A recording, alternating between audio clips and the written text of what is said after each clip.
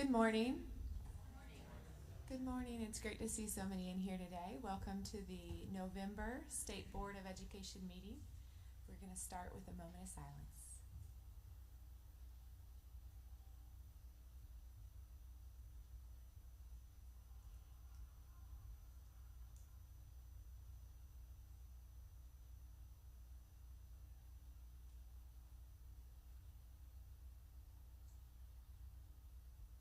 Thank you. We have two board members joining us via Zoom today. Adrian and Kathy, can you hear us? Great, thank you all.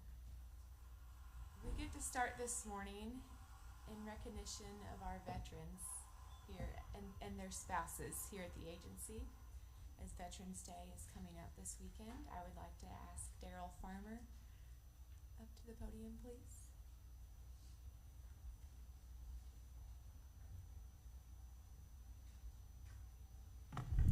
Good morning, everybody. First, I want to thank all the veterans for their service and acknowledge them. First, I would like for you, once I call your name, to stand, and afterwards, come and take a group picture.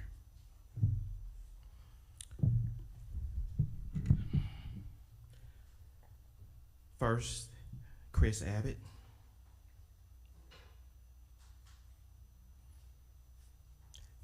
Pamela Anderson,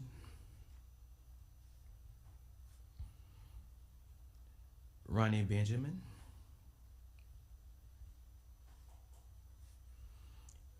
Jennifer Bishop,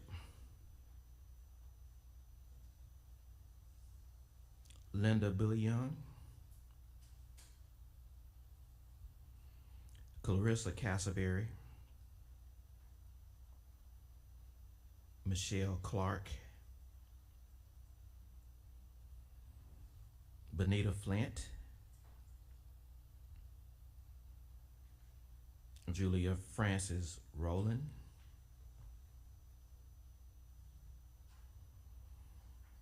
C.W. Gardenhire,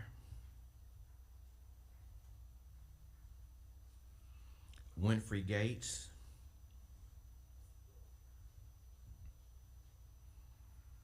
Ken Giesbeck,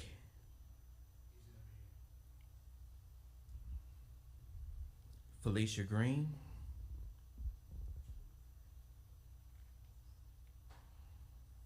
Monte Harrison,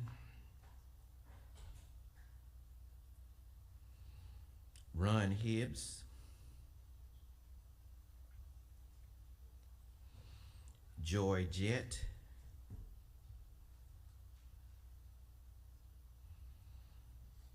John Kavnar, Michelle Johnson, Jerry Kiefer,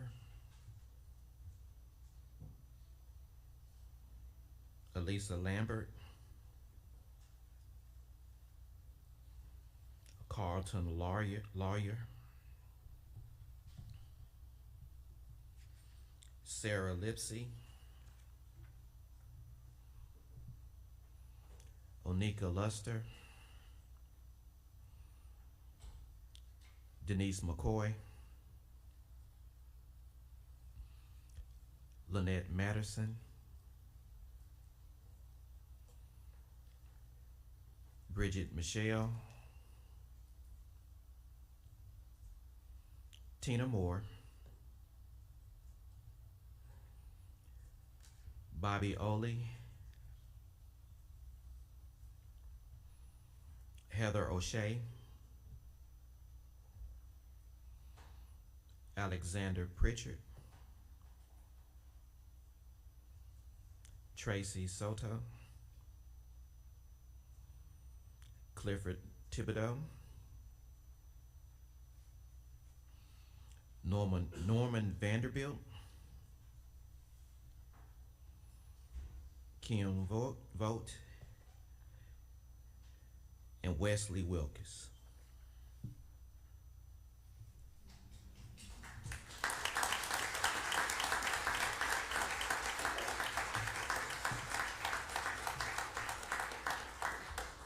you all please come up and let's take a picture?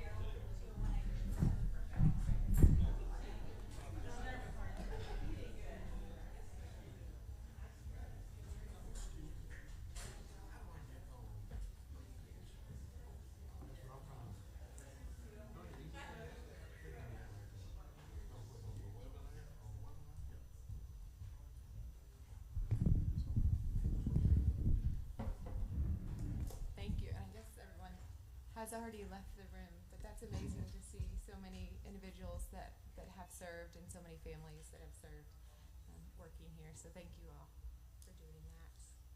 Up next on our agenda, we are going to have a proclamation to recognize Computer Science Week by Adam Musto.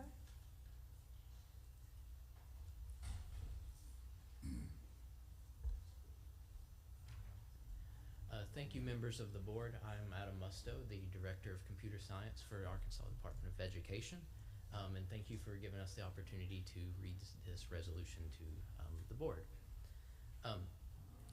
Whereas the Arkansas State Board of Education believes that every student in Arkansas deserves a premier computer science and computing education that is suitable for his or her needs and can support his or her college and career aspirations, and whereas the Arkansas State Board of Education supports the state in its efforts to remain a national leader in computer science technology careers through the implementation of a vertically articulated and comprehensive computer science and computing education initiative designed to support appropriate technological growth in all Arkansas students. And whereas the Arkansas State Board of Education believes that Arkansas must provide its students with an education that will facilitate the advance of useful technological skills and promote their role as digital natives. And whereas Ray Montague, an Arkansas native who was a national pioneer for women and women of color in engineering and computer sciences, created the first design of a U.S. naval ship using a computer, whereas Grace Murray Hopper, one of the first females in the field of computer science, engineered new programming languages and pioneered standards for computer systems which laid the foundation for many advancements in computer science. And whereas the week of December 4th through 10th, 2023, in honor of Grace Hopper's birthday on December 9th, is nationally designated as Computer Science Education Week. Now, therefore, be it resolved that the members of the Arkansas State Board of Education, in honor of both Dr. Grace Hopper and Dr. Ray Montague, recognize the week of December 4th through 10th, 2023 as Arkansas Computer Science Education Week. Thank you. Thank you for sharing that. I learned a few things, and thank you for being here today. Yes, thank you. Okay, with that, is there any additional changes to the agenda? I believe so. Okay, we will start our action agenda. Our first is a consideration of a standards request for 5 school districts.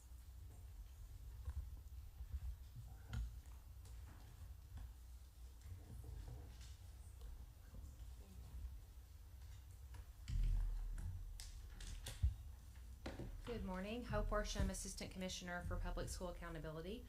So we'll start with the first district that is requesting a standards for accreditation for standard 1.85, which is class size. This comes from Malvern School District. They originally submitted a waiver request for class size and teaching load reduction. However, they're revising that to only request the class size waiver. They are going to compensate on the class teacher load at a per pupil rate for that high school teacher rather than requesting a waiver there. The superintendent is I believe online or here. If you have any questions for them, and the department has no concerns about this waiver. Superintendent Blair, are you online? Or anyone else from Malvern? I don't see anyone at this time. Let's start with board member questions.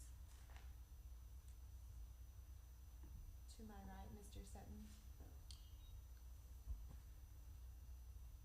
Well, just, with this being November and the waivers just now being requested, is this because of just new enrollments that have happened? The waiver request was received last month due to new enrolling students, yes. Mr. Henderson. No. Mr. Bragg. Ms. Long. Mr. Wood. Any questions, Ms. Gill? Okay. Ms. Rollins or Ms. Woods, any questions? Okay. In that case, if we don't have any questions, do we need to wait on the school districts? I don't think so. Okay. Okay, then we will go, should we go ahead and take a vote on each one of these individually, or all 5 as one? Doesn't matter. Still on file. Yeah. Can we go ahead and go through each one and then Sure. we'll, Yeah. the next one? Sure. The second request comes from the Guy Perkins School District. It is for class size as well, standard 1-A.5. The concern there is that they have students, they have an expected enrollment growing in their district, and they are over their maximum class size in a second grade classroom. Again, requesting the waiver for 1 year, and the department does not have concerns for this waiver. Okay, and I do see Dr. Fisher from Guy Perkins on Zoom. Thank you for being here today. Board members, questions? To my right. Questions, Mr. Wood and Summer? Online questions? Dr. Fisher, is there anything you wanted to add to your letter? No, we just appreciate it and excited that we're growing this year. Thank you. Thank you. All right, the next one is from Concord School District, same request, standard 1-A.5. They have one classroom that is over the maximum of 25 by 1. So the request is for a 1-year waiver of class size to not hire an additional teacher in that area. And the department has no concerns on this waiver either. Right, and this is Concord School District. I believe I see Stephanie Langley, the principal. Are you on today? Yes, ma'am. Is there anything that you'd like to add to your letter? No, ma'am. We just we're in the same. We're excited to be growing.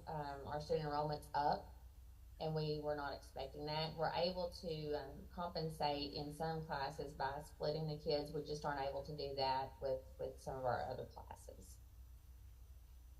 Okay. Thank you. Board members, do you have questions? Mr. Sutton? No, ma'am. Mr. Henderson, Mr. Wright, any questions? Mr. Wood, any questions? Online, Ms. Woods, Ms. Rollins, any questions? Okay, thank you. Then we'll move on to the Magnet Cove School District. All right, fourth one is from Magnet Cove School District, requesting waiver of standard 1-A.5, class size. They had one student enroll after October 10th, and that has put them over in one of their elementary classrooms. Department has no concerns on this waiver either. Is there anyone from Magnet Cove School District on? Don't see them.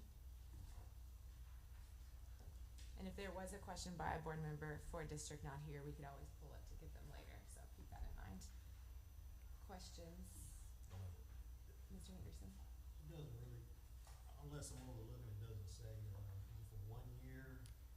Yes, sorry, I should clarify that all of these are for 1 year request, yes.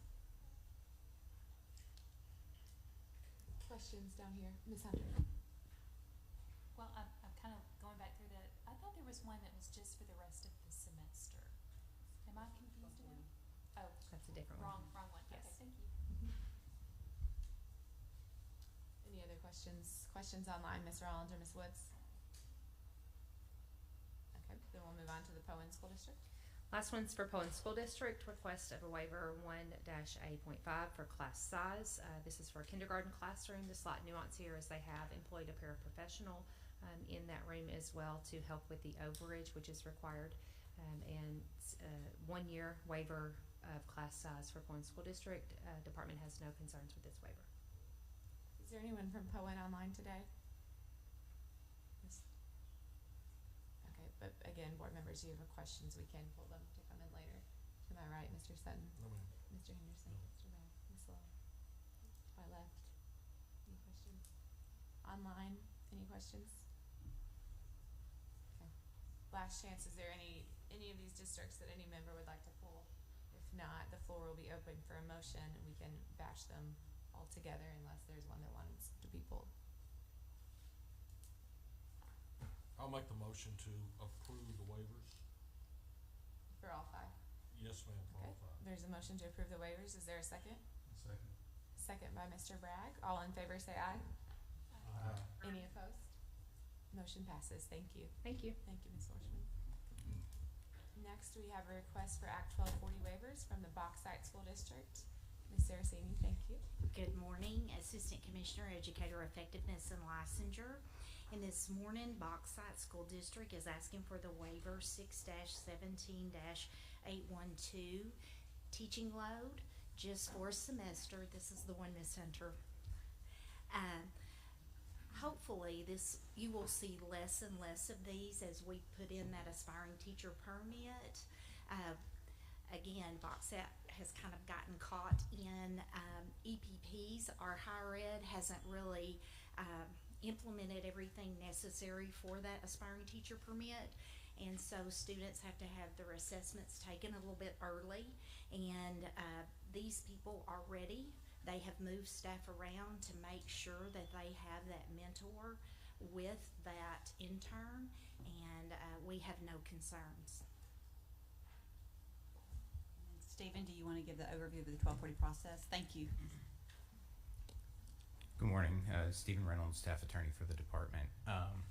So this is the standard Act 1240 process. The school district will get 20 minutes to present its case.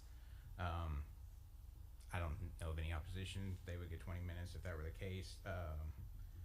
And then the board will vote on the waiver.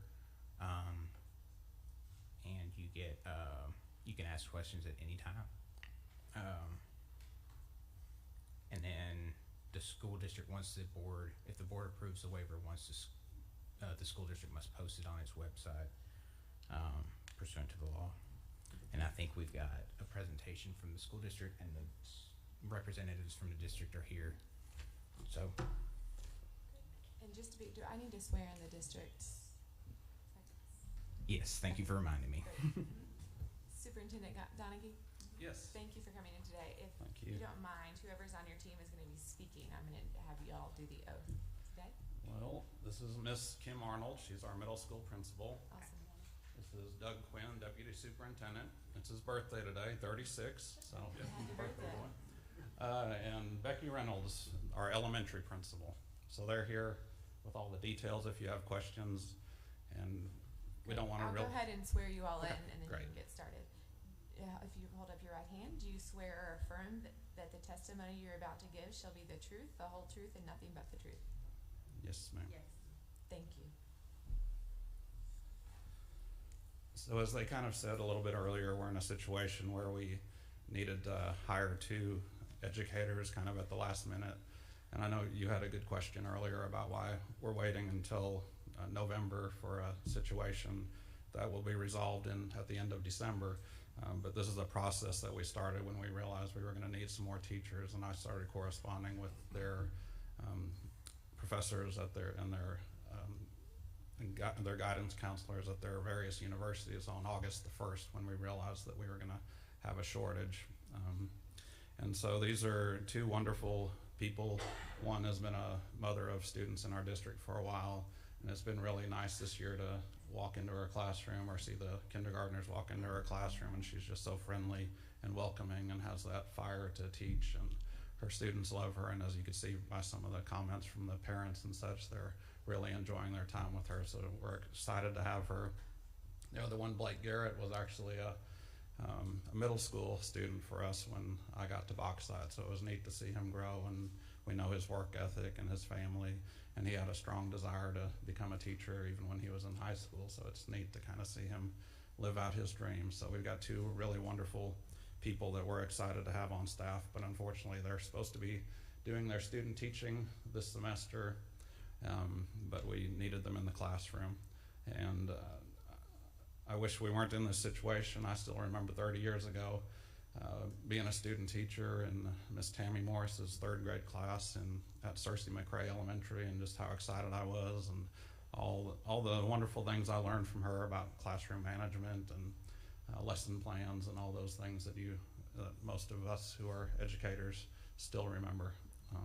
So it's too bad that they're skipping this part, because I think when you skip certain things you miss out on some perspective and just some important steps. But I do believe that with the support that the district is providing for these 2, and also their universities, Arkansas Tech and UALR, that these 2 will be very successful.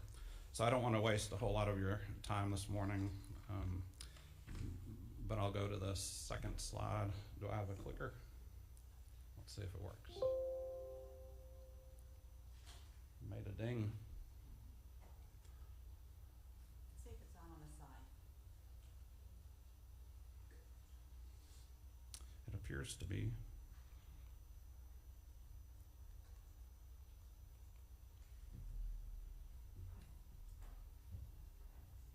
Try again.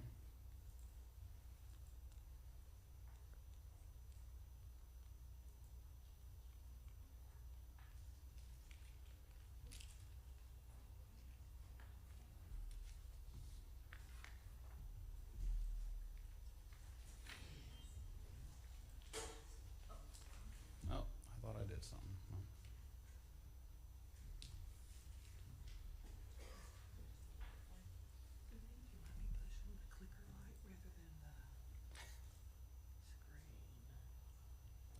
Thank you so much. Okay, thank you. I am not the tech director in our district. You can see why. So our first request was brought about because we had a teacher leave us very, very late in the summer, and we shifted around some positions to try to get as many certified people in their proper areas, and we were hopeful that we would be able to find an 8th grade social studies teacher, because in the past social studies teachers were fairly easy to find, but unfortunately we found out that there just weren't any applicants and weren't any that were certified. And so that's when we found Blake Garrett, who is, and what we're asking for is to allow a mentor teacher to serve as the teacher of record for his own classes and the 8th grade class that Mr. Garrett is teaching is social studies, and he's supposed to be an ATU intern. The second one was opened up because a neighboring school district opened up a brand new school. We always assume that we're going to get a lot of kindergartners in August that come in and register at the last minute, but we had extenuating circumstances this time because a new elementary opened and they were checking residences and such like that. So we got an extra large influx of new kindergartners, and that required us to hire a new teacher. So we'd like to allow a mentor teacher to serve as the teacher of record for her own class plus a kindergarten class taught by the UALR intern. Both interns were hired by the Bauxite School District and are on teacher contracts. Uh-oh.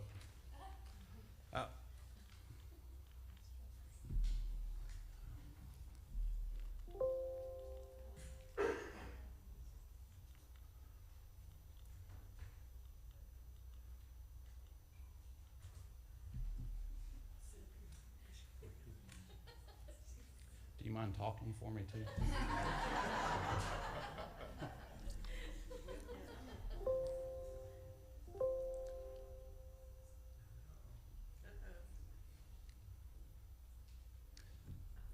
And there we go. Thank you. Thank you. So the district is providing support by having daily planning and check-ins with the mentor teacher. They have weekly PLC meetings, administrative support, novice teacher mentoring with Dawson Co-op, and job-embedded professional development. The universities, Arkansas Tech and UALR, are providing internship supervisors to guide the students. Both have an assigned field coordinator specific to their placements who connect the interns to offer needed resources and serve as an intermediary between the university and the Bauxite School District. Interns are required to complete professional development. The last one. Thank you. Obviously, you all know there is a teacher shortage. There's a shortage across all occupations. I was surprised to read that there's a physician shortage last night, so it's hitting all of us. Vacant teaching position at the middle school, causing shifts in certified personnel, a high number of late kindergarten enrollment at Pine Haven Elementary. We had a low number of applicants and they weren't certified. These two interns came very highly recommended from ATU and UALR. And the waiver is only needed for this semester that we're currently in, and both interns will graduate in December and become the teachers of record. And again, I've got people who can answer specific questions if you have them. Otherwise, we'd appreciate your support with this. Thank you. Board members, I'll start to my right. Mr. Sutton, questions? Mr. Henderson? Mr. Bragg? Ms. Long? I just had one question. Is the only thing lacking from the requirements for the license the internship, or is there still praxis to take, or it's just the internship?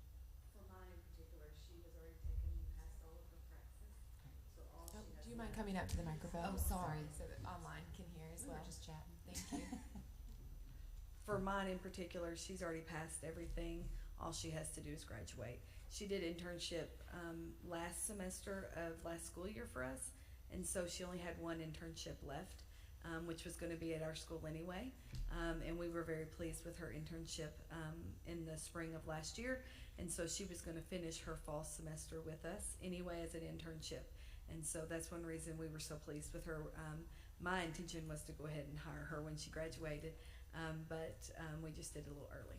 Great, thank you. She's going to graduate in December and be ready to go. Perfect. Our middle school social studies teacher, he's still working on his praxis. Okay, and that support will come from the co-op? He is. He's working with Archford. Perfect. Okay, great. Thanks. More questions? Ms. Woods? Ms. Rollins? Any other board members? Okay, I do have a question for Carly, if you don't mind, of the agency. Yes. So we have in the past approved this waiver for how many school districts? Do you know? In the past, it's been those school districts that have been working with UA Fort Smith on their residency program, and now with the aspiring teacher permit, this should eventually not be needed. Again, like they said, they're just missing some things, and the aspiring teacher permit in the future will be able to meet that need, but the EPPs are going to have to look at their programs a little different on when they're taking those assessments so that they're all ready before that semester. Is there any requirements as far as how much classroom time they've had before reaching this point in their? They have to have all coursework done completed. I guess being school time in schools. Oh, Does that time in depend on schools, university? yes. That, now that we're going to a year-long residency by 2027, most have had about 6 weeks, and I'm assuming that's what she had. That's common, some have 8 weeks, but it's equivalent to 2 to 3 days a week in the classroom. It depends. A lot of times, whether it's elementary or secondary, but it's usually the equivalent time of 6 weeks. Okay, and so they would have that 6 weeks before entering this. Yes, ma'am. But this seems like a situation where we're having to be reactionary to vacancies. Is there a way that to prevent this in the future, and that districts are not having to look for teacher ed, candidates? Well, right now, we're not producing enough of educators, and we are working on that as best that we can. And I think with the salary increase, you're seeing some come in through that non-traditional route. I hope that hopefully in the very near future you will not see us coming up here and asking for a class size or a teaching load waiver, because I really feel with the aspiring teacher permit and things being put in place and that year-long residency, we'll have people ready for the classroom. But again, higher ed is a little bit slower than K-12 changing their programs, because they have a lot of committees to go through and jump through. So again, it's going to take a little time for our ed prep programs to adjust to the new law. Thank you. Those are my questions. Are there any more questions of board members? Are these 2 interns on the same salary schedule as your first year teachers? Yes, sir. They're both making the 50,000. Okay. I would have liked that when I was student teaching. Pretty good internship. Yeah. Any other questions? Any questions online? Okay, then we'll have the floor open for a motion at this point. Move to approve the waiver request? Motion to approve by Mr. Wood. Is there a second? I'll second. A second by Mr. Sutton. All in favor say aye. Aye. Any opposed? Motion passes. Thank you. Thank you all for coming in today.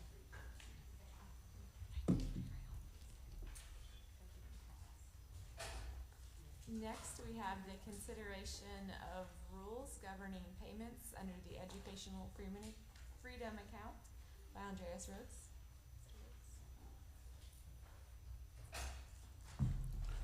Good morning, Chair and board, members of the board. Don't want to be too loud. I'm going to keep it low tech too. Before you are the rules governing payments under the Educational Freedom Account program. These are basically identical to the emergency rules you approved last month. These are not the full rules. We're still considering public comment. In fact, our Office of School Choice is reading through the public comments we compiled, and they're running through any potential changes to those rules. But in the meantime, we're seeking to promulgate these rules to have a process to process payments. The only change between these permanent rules and the emergency rules you approved last month is section 1.02, which requires participating schools receiving EFA funds to apply any scholarship awards, tuition rates, and tuition discounts to an approved student's tuition costs and fees before EFA funds are used. That is to make sure that everybody's getting the benefit of any tuition discount at that school before those funds are used. I'm open for any questions that you may have. Questions, Mr. Sutton? This is about the program just in general, but obviously I assume that there's an annual allocation for these funds. Is that correct? There is, And yes. and if they're not all used in 1 year, does that carry over so that the fund can be larger the next year? So there's an actual amount allotted for each school year. I'll double check on the carryover, but I think it's just a total amount for the funds. Okay. Mr. Henderson, questions? No. Mr. Brown? Ms. Long? Mr. Wood? I do have one question. How can we ensure that schools are accountable to this particular rule? Do we look at their average number of scholarships given before EFA or after? What's the accountability here to ensure that they're following this rule? So that's probably a question for Daryl since he's monitoring the program. I know that this question has come up in a real sense, and that's why we're addressing it in this rule. We have communicated that this change would be made so that the participating schools are aware that this language is going to be included not only in this rule, but in the full permanent rules.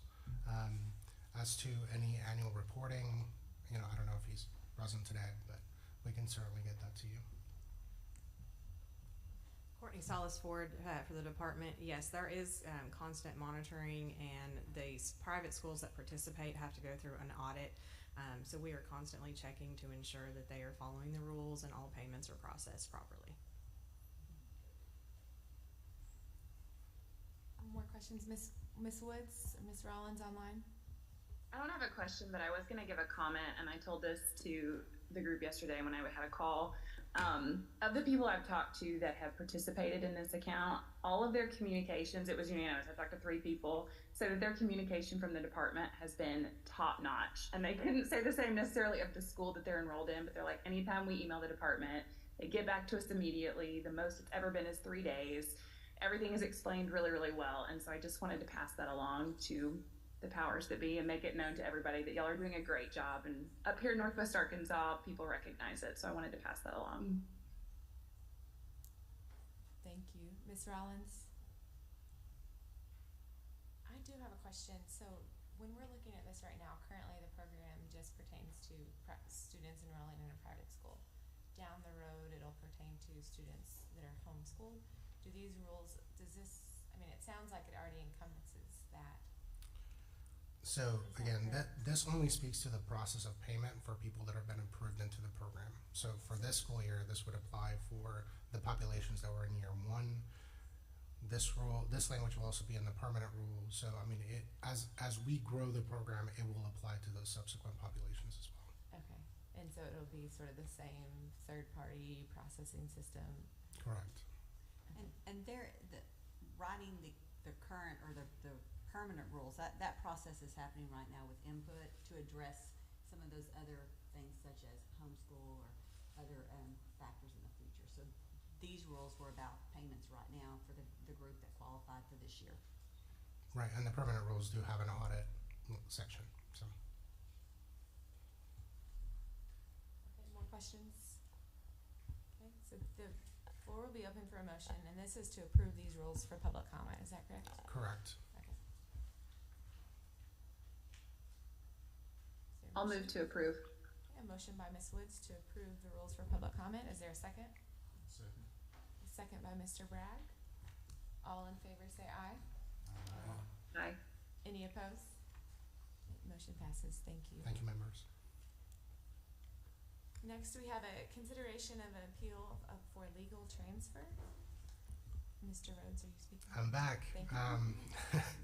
So this is a bit of a novel process for you. So Arkansas Code Annotated 618-316 now provides parents an opportunity to appeal a denial of their transfer request from one school district to another.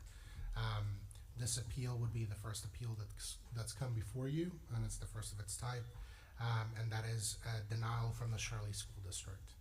So the department is working on rules for this process. However, the current school choice rules are consistent with hearing practice generally before you on appeals such as this.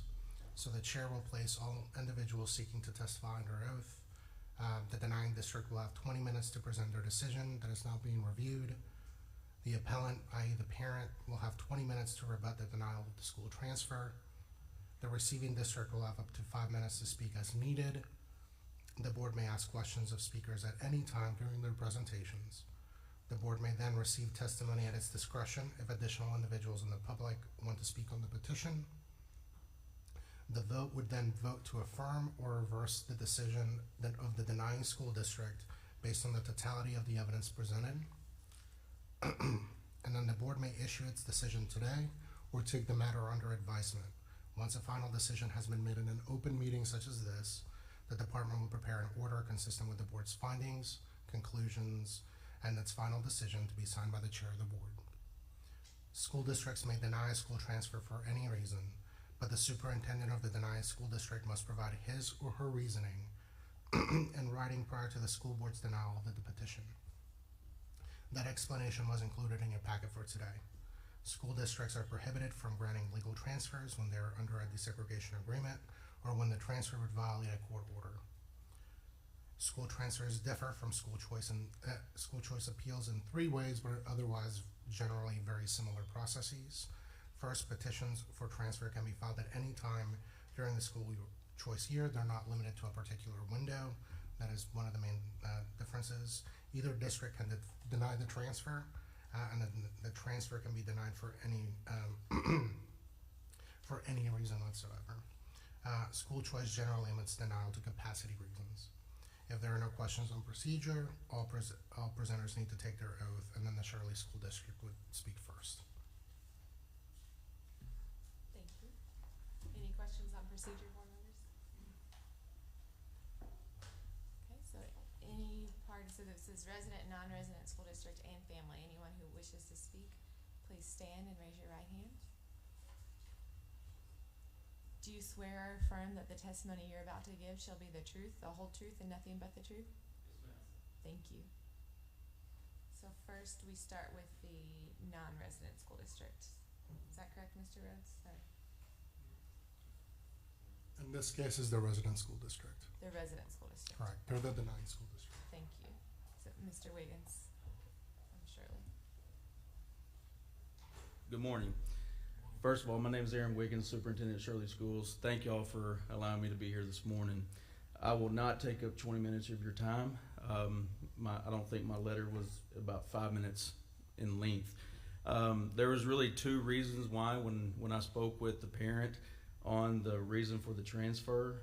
The first reason that was given this school year was safety concern between his student and another student.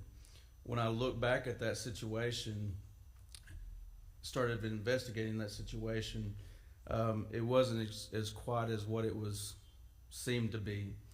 Even after the parent came before me and talked about the safety between these two students, it was seen in our cafeteria and other areas that his student and this other student was actually sitting next to each other, across the table from each other, in a spot that they didn't have to ever be within 25 to 30 feet of each other, but still yet was choosing to sit by each other. The reason why I said that was the first reason this school year was simply because last school year there was an incident between these two individuals, these two students. It was handled at the time, no further incidences, but shortly thereafter, the parents started having a conversation with myself, board members, other people in the community about going to another neighboring school district because his son played baseball on a team with kids from that school and wanted to be in the same school as his friends. Now this was around the March, April time period, so it was still well within the school choice period, which ends on May the 1st. And so the parent had every opportunity to fill out the school choice and go that route, which at this point now we cannot deny. And so that was the route that if he wanted the student to go to that school should have been taken. It was not. Now it was the safety issue, but also mentioned again was the baseball issue. Those really were the two bases, especially after looking at the safety of students and staff is always our number one concern. That's why I wanted to look into that. But it's hard to it's hard to say that a student is scared of another student when they're sitting next to them, when they're not forced to be next to each other. I really do think, in my opinion, that the main chance or the main choice about the parent wanting his son to attend another school is simply because of friends, of baseball. This is not something that we allow a board-to-board transfer for. The student is not in high school, so there's no AAA rules that's against transferring for athletic purposes. But at the same time, myself, I did not consider this a valid reason to request a board-to-board transfer. And that's pretty much my my reason for recommending the denial of the transfer to our school board, which they upheld. Thank you. Thank you. Board members, do you have questions at this point for Shirley School District? Mr. Henderson? Reading through the notes on the document, it doesn't specifically say anything about for athletic reasons. Is there any reason why it's not listed in there? On the document that you guys have, Yes. honestly, I don't know what documents you guys have. I know the one that I typed up to the parents, to Mr. Hensley as well as to our school board. It does, and let me, if you don't mind, I do have it saved on my phone if that's okay for me to review. Let the record show Yes. that I do see it now. Yes. Yeah, it's on the bottom. So Yes, sir. Okay. Yes, sir. Mr. Brad? So if a student were to make the request during that time frame before the May cutoff, there wouldn't have to be no reason stated. Is that correct? With the new rules, that's absolutely correct. We can deny school to school or school choice request any longer. Okay, thank you. Mm-hmm. Questions?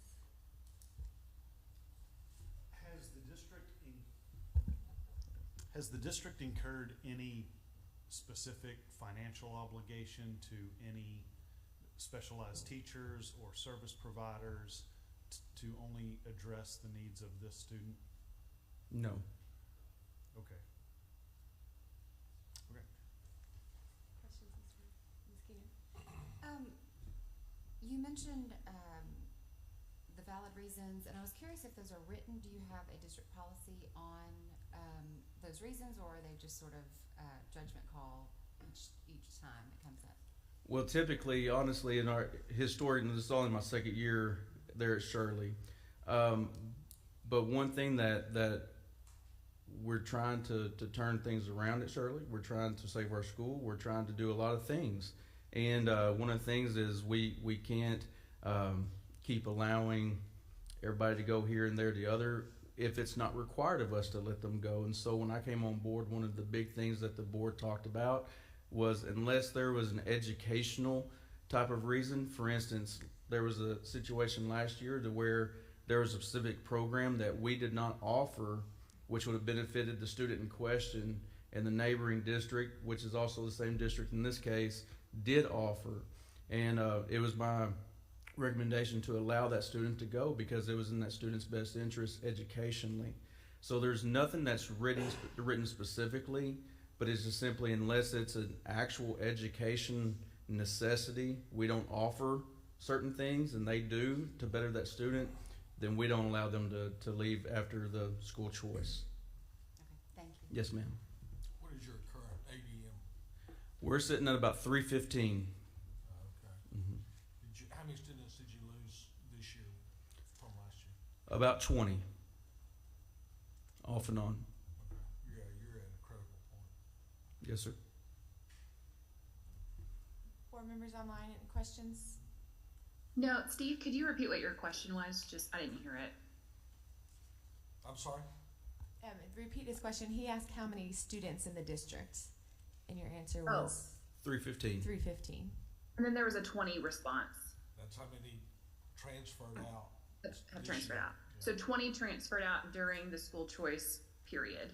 Is that Yes. correct? Yes, around about 18 to 20. Mhm. Okay. Ms. Rollins, any questions? Thank you. So we will now move to the non-resident school district, West Side.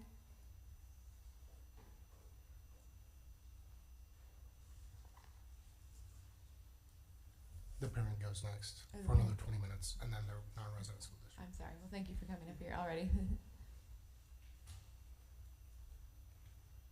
Hi, how are y'all? Good morning. Good morning. Very important information has been left out. I've tried to get it, incident reports. Come to find out you can't get anything. when it comes to incidents that have happened at schools due to the Family Protection Act, I believe. But the student in question, I'm obviously not going to mention any names, has a history of clearing classrooms weekly, assaulting teachers, permanently broke my son's front tooth last year. Yeah, he sat with him at lunch, and I asked my son, I said, well, what planet are you sitting with him? He goes, well, Dad, maybe if I make him my friend, I won't have to look over my shoulder as much. Look, I'm an alumni of Shirley. I love it. I grew up there. Here's the deal. It's not about me. When my kid is coming home crying, I'm not happy. I don't want to be here. And yes, my son's playing baseball with some boys at Greers Ferry. But here's the deal. I have a daughter at Shirley, straight A's. Gets a 91, comes home mad. My son, polar opposite. He's got S. He's not playing sports no matter where he's in school. I don't care if Pee Wee starts Saturday. Pee Wee basketball. He's not playing. He's well aware of that. He didn't play half the fall ball in baseball season due to his grades. I want him to, if he wants to go to school and he's at Westside, and I think it can better him, and maybe his mental health is better, I think that's my choice. I'm not trying to talk down to nobody. I want Shirley to succeed. But I've got to put my kids first. And I'm fixing to be the one that's got a kid at Shirley and a kid at Westside. Luckily, I'm employed at Westside in Greers Ferry. I work for a community water system. So, the transit's not going to be that difficult. But I'm willing to take on that responsibility. But I just come to y'all and please let my kid go where he can be made be happy. That's all I got. Thank you. Thank you for coming in today. Board members, do you have questions at this point? Questions? Ms. Hunter? Yeah, so, If you don't mind coming back up to the mic, thank you. Thank you again for coming in. so the incident last year with the tooth, is there a reason that you didn't pursue school choice transfer? I'll be dead honest, I did drag my feet during the spring. And, we played baseball summer. My son, at the end of the summer, out before school, said, hey, could I go to Swiss? I said, well, not a good time to think about this. We talked about it off and on through the summer, but through the mind of a 10-year-old, I'm not just going to jump at the first time he says, hey, let's do something. No, let's take time to think about it. Well, I took too much time. It got past the deadline, and now here we are.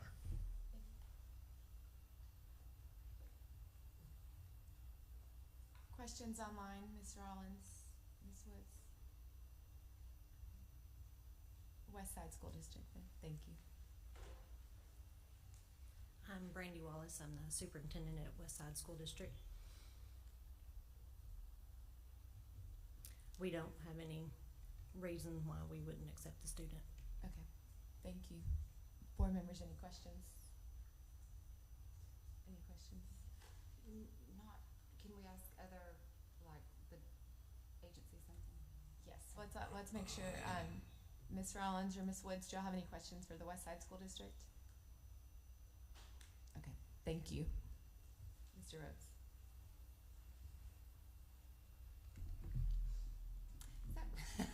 Okay, so from the chair, as she says, I'm not a lawyer, just playing one right now. So I wanted to see if you could explain, when looking at the law, I noticed it was kind of short. There's not much guidance in there. So can you tell me a little bit more about the plain meaning rule and understanding that, the ambiguity and kind of how that leads us to look at other information? Can you just tell us a little bit more on how that would play into this decision?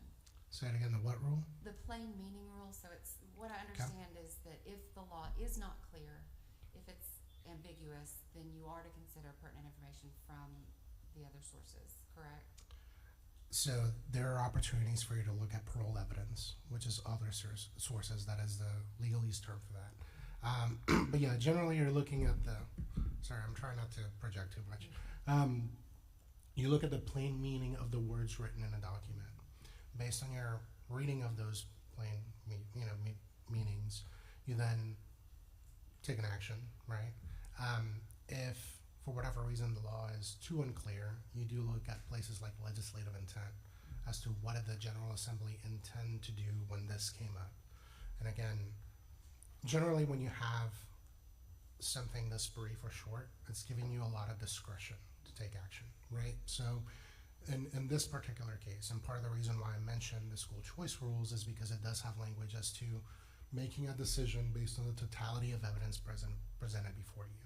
That way you are taking in all the testimony that was presented to you just now and making a decision based on the testimony presented to you. So that, again, if you want to look at other sources, you certainly can, but generally whenever judges are hearing a matter before them, they're taking whatever is presented before them into what decision they're making. And they're generally limited to that, but anyway. Thank you. Sure. Any other questions? Other questions, board members?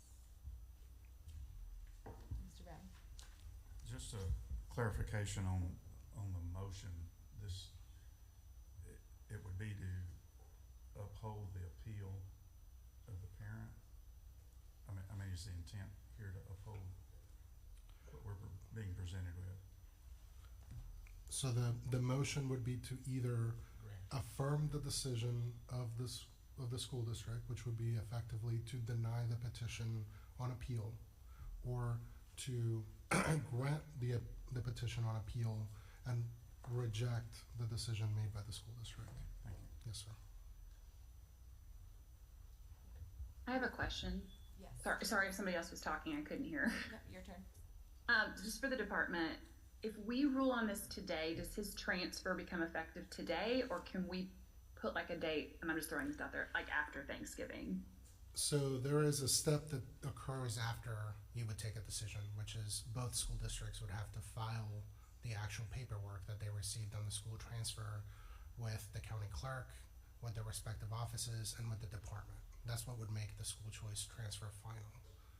But this would effectively either affirm the decision of the school district below or nullify that decision and effectively grant the petition, so that at that point the receiving school district would take action, because that step hasn't occurred yet. Got it. I'm just trying to make sure that we're not, tomorrow he doesn't show up at Westside if we were to dismiss it and they're not prepared to take him on. I know that Westside said they were. I'm just logistically thinking through that. Yeah, to speak on legalese terms, we're basically, think of this as an interlocutory appeal. So there's a single issue that was decided, went up, and it's going to go back down for the receiving school district. Okay. Ms. Hunter, yes. So, I'm just confirming, this is the first time this board has had to make a decision like this. So Correct. we are kind of creating some precedent in what we put forward. That's correct, yeah. This was a change made in the 23 session. Thank you. I'll make a motion if the floor is ready for Is it. there any other questions or discussion by board members? Yeah, I have a comment, and it's just that I appreciate both sides very much. I can understand the position that Shirley is in, and certainly as a parent, I understand the position that you're in, and this is, I want to assure you that every board member here has taken this very seriously and considered all aspects. More questions Ms. or Moore, comments? I would like to ask Westside a question, if I may. Yes. This child will definitely need attention coming into your district. What is your process to bring a child that really needs a little more attention into your district at this point in the school year? Well, one thing, unfortunately, we do not have any counselors. We have our school counselors, but we do not have any mental health counselors. We have tried our best to get help, and we're just far enough away from a larger town to be able to get people to come in. Our elementary counselor at the moment is out with her husband, who has terminal cancer, and so we could have some support from our high school counselor, if needed. That's what we've been doing, with any student that's needed any extra support in elementary right now. Would you be able to call on the co-op for their services? Yes, if needed.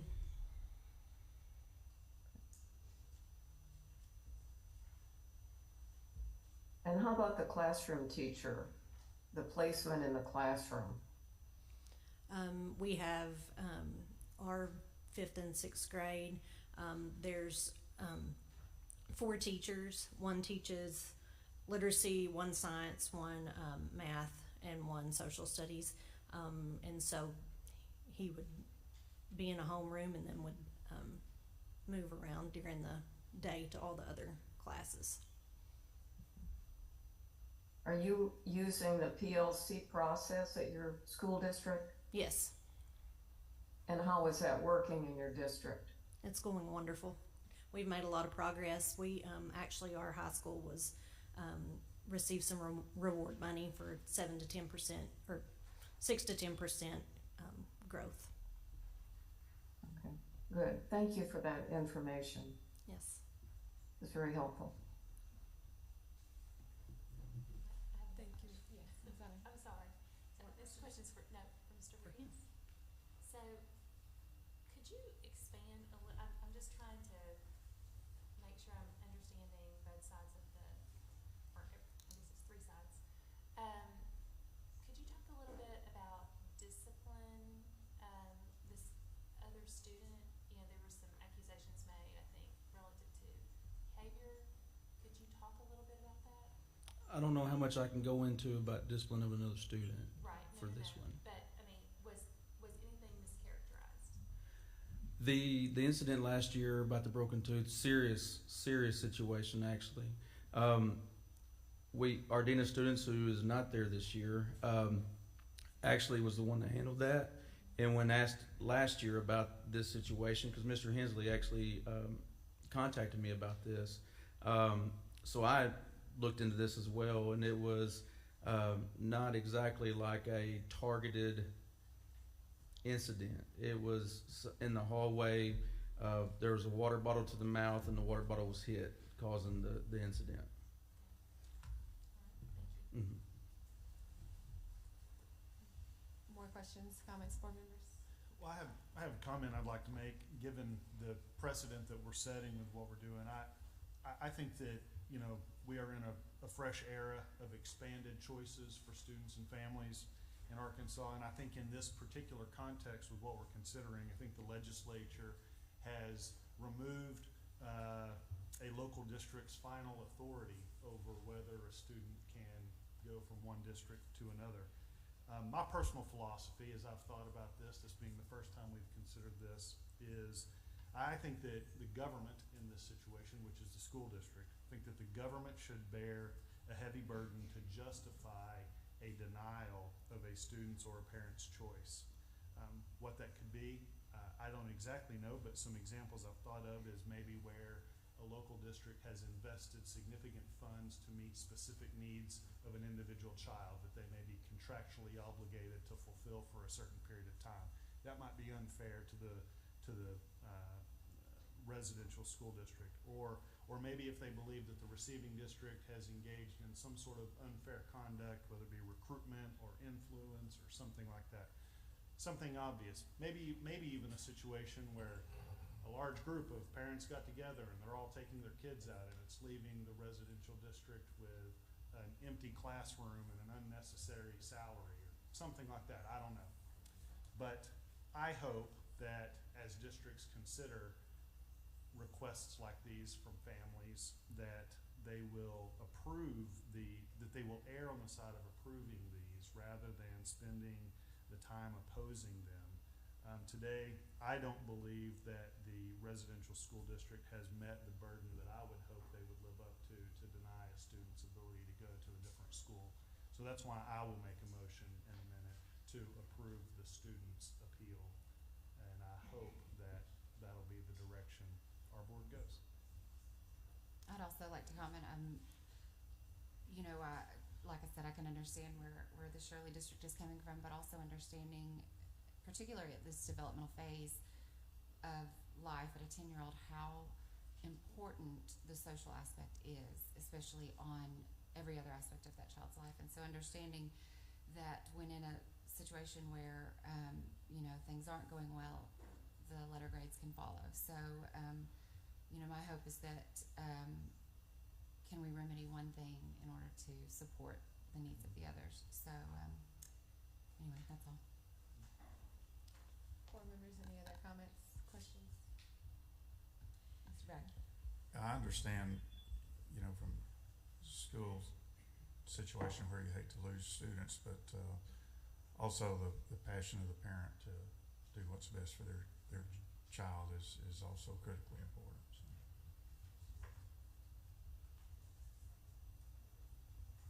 The floor is open for a motion then. I'll make a motion to approve the appeal. I'll second. Can we hear Steve's motion again? I didn't hear it. Yes, so Mr. Wood Or made Jeff, a I'm sorry. motion to approve the appeal, which would allow the student to transfer. There's been a second by Mr. Bragg. Thank you. Any questions before we take a vote? Okay. All in favor say aye. Aye. All opposed? Motion passes.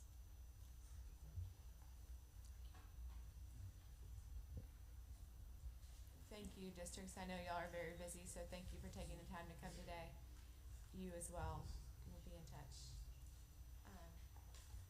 With that, we will move to the consent agenda. We have a long consent agenda with a lot of PLSD cases, unfortunately. Are there any questions or any items that want to be pulled from the agenda? Ms. Rollins or Ms. Woods, any questions on the consent agenda?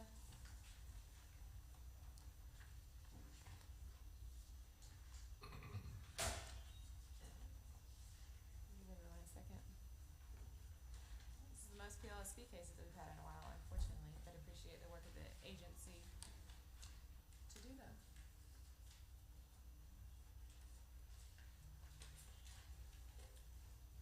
Okay, then with, You want a motion to approve? there's a, floor is open for a motion. I will make that motion to approve the consent agenda.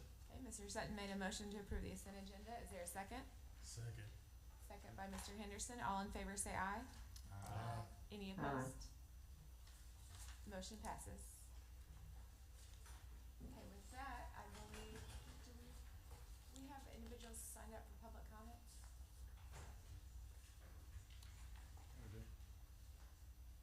We'll do that and then take a break to allow. Sure. Okay. We do have Ms. Charlene Wright for public comment.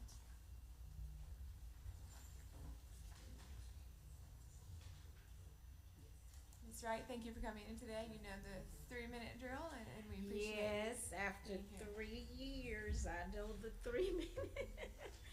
Good morning, Arkansas State Board members, Dr. Moore, Secretary Jacob Oliver in his absence, Dr. Ann Anderson Gregg, Chairperson of the Pine Bluff Chapter of the NAACP Education Committee.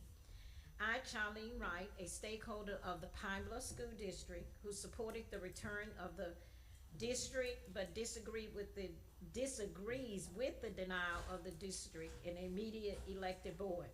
I am a member of several stakeholder committees in the city of Pine Bluff, including a member of the Pine Bluff branch of the National Association for the Advancement of Colored People and in its Education Committee. However, today I am speaking in my individual capacity as a concerned stakeholder. Some of the duties of the NAACP Education Standing Committee is that we seek to eliminate discriminatory practices in public education, to keep informed of school conditions, and strive to correct abuses found in teacher certification. Our Education Committee has concerns that the Watson Chapel School District was placed on accredited probation and the progress that is being made towards correcting standards for accreditation violations and the other concerns noted by the Department of Education, Secondary Education.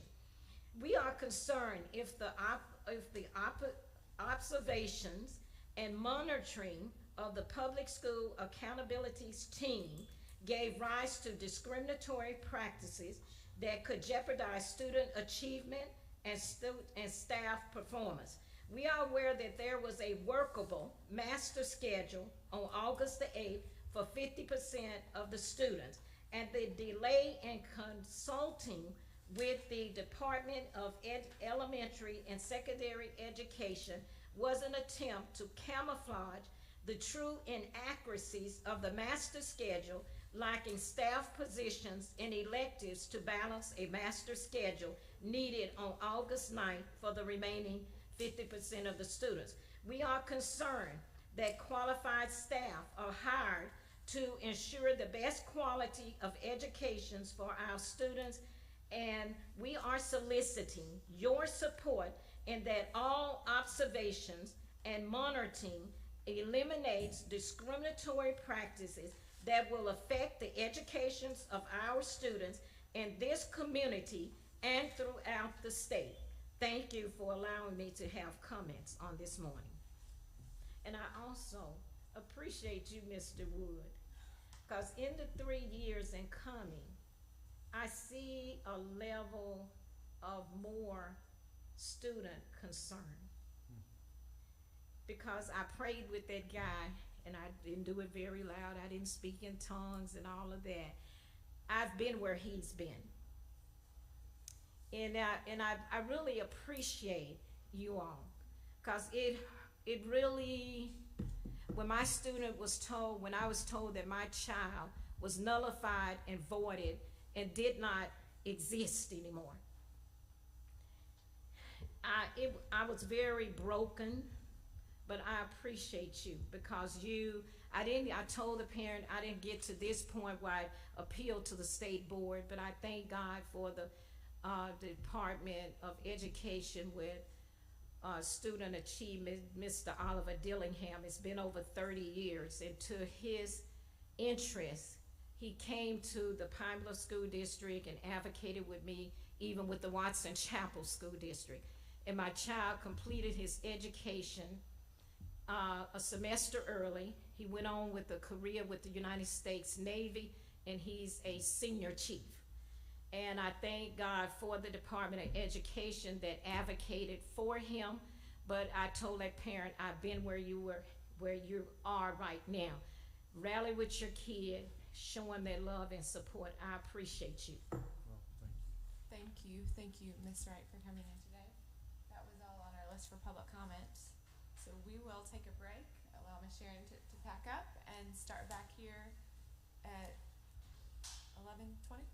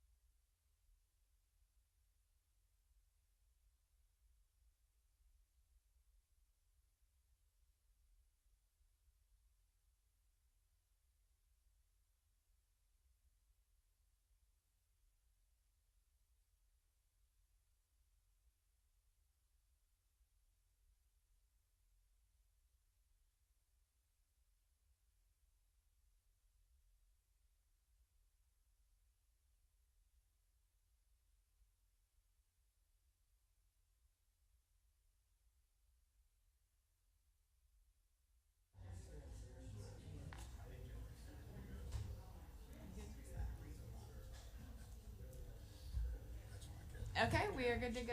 We will start with Sheila Whitlow reporting on the Watson Chapel School District. Thank you for being here today. Good morning. Sheila Whitlow, Associate Deputy Commissioner and Director of Office of Coordinated Support and Service. So since we were last here, the Office of Coordinated Support and Service has conducted an analysis of some of the systems within the Watson Chapel School District, and along with some coordination with other units here at DESE. And as a result of their visits and work with the district, the team has identified some immediate needs, and those were communicated to the district leadership or building leadership. So the needs that they're going to be here, they're here today, the Superintendent Tom Wilson and Assistant Superintendent Dee Davis, and they're going to be sharing with you the progress that's been made. The key areas that were communicated as immediate needs, those included concerns related to school safety, and there were several concerns that were communicated to the district. The senior schedules, when we were here before, we noted that there was a large number of the students that did not have, a large number of seniors that did not have full day schedules. So that has been addressed. And then additionally, we looked at transcripts for all of the students in the high school and their schedules as well. So those will be addressed today, and they'll be sharing the progress. I am happy to share with you that during that time, we've had a lot of people on site providing support, and the district has been very cooperative as we provided that support to them, and we have seen progress. There's more progress that needs to be made, but we are seeing the work being done and those concerns being addressed. So, so the superintendent is going to be here, and Ms. Davis to share with you right now, if you don't have any more questions for me.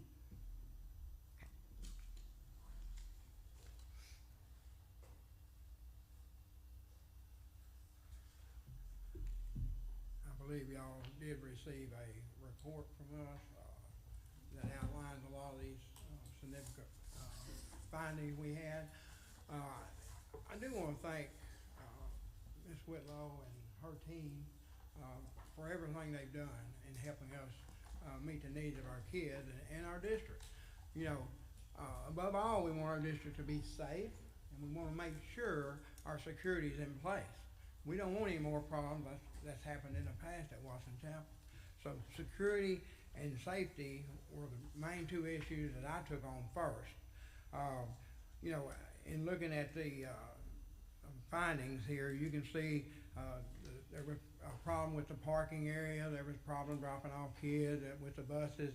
So we went back and did a different route for the buses, a one-way in route that made it safe, and they're dropped off next to the building on the door side, where they won't be walking around any buses or anything, and no buses will be passing each other there.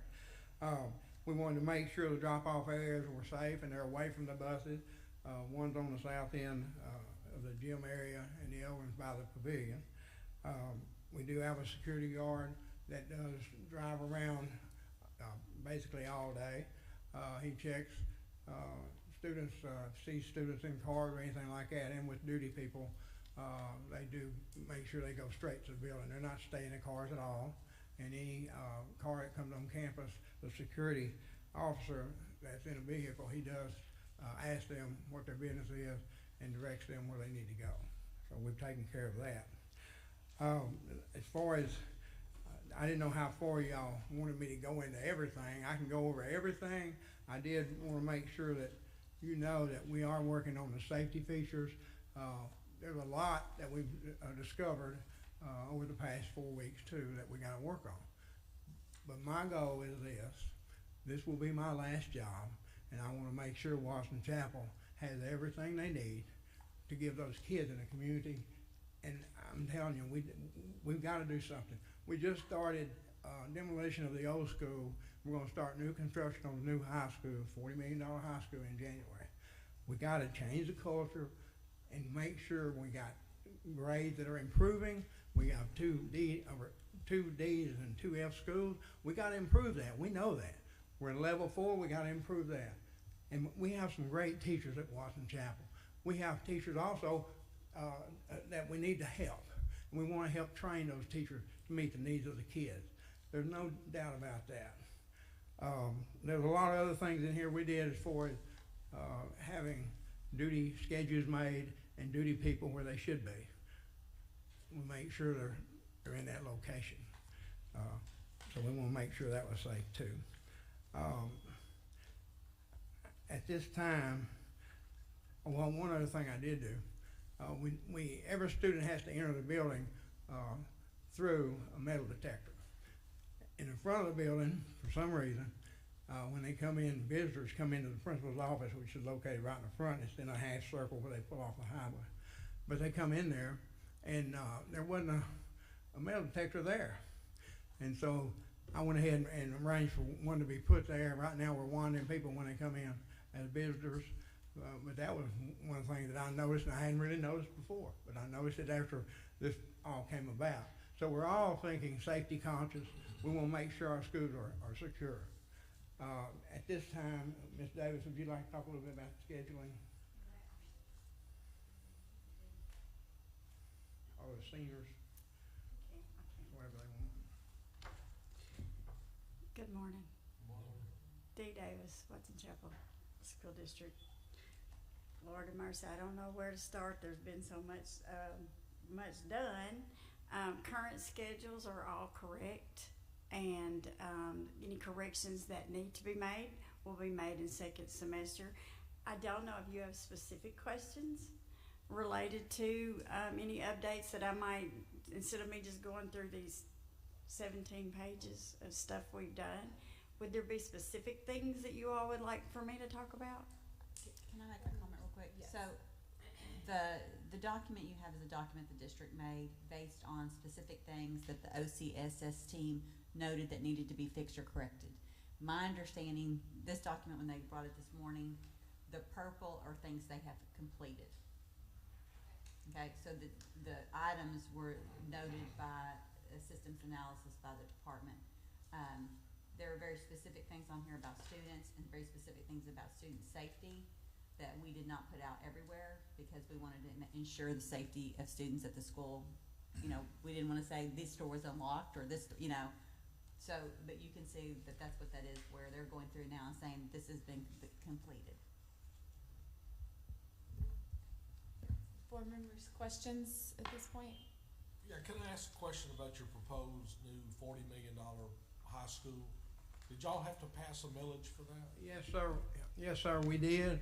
We passed 8 mills for that, 8.2 mills, I believe, for that, and facilities put in an extra 15 million, but you know what happened with prices and everything, they shot up so bad. The facilities came back and gave us 21.3 million, I believe, and we still had our 8 million local, but then we fell about 10 million short. So the district had to come up with the rest of that money to finance our new school. And that's how dedicated the community is, and my board is 100% behind this new school for the kids. Those buildings were, the old school that's being demolished right now was built in 1945. So we're happy about that. And while I know this might be not what you're talking about now, but we also looked at all our doors in the high school and all our schools, and we had problem with some doors not closing all the way, or some of the locks we need to replace. So we are going through that right now, where every door it will be locked. Every door will be locked. There'll be no props or anything like that, because we want to make it all secure for our kids. And that's another thing we did. Thank you.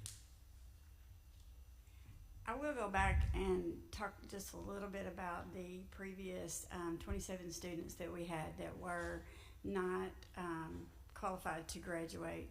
We have gone through every single student's story, I guess you could say, during their high school years to see what exactly happened. Many of those students were students who were in special education.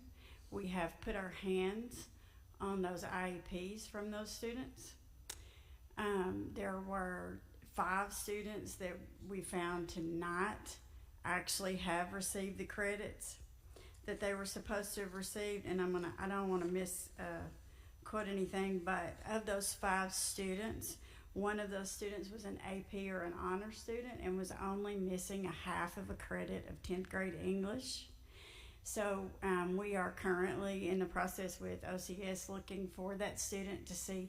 We feel like he's in college somewhere, and what options do we have? What can we do to go back and see, was something just not recorded correctly? Because to miss you were in the first semester of it, 10th grade English, but what happened during that second semester? So we have that one student.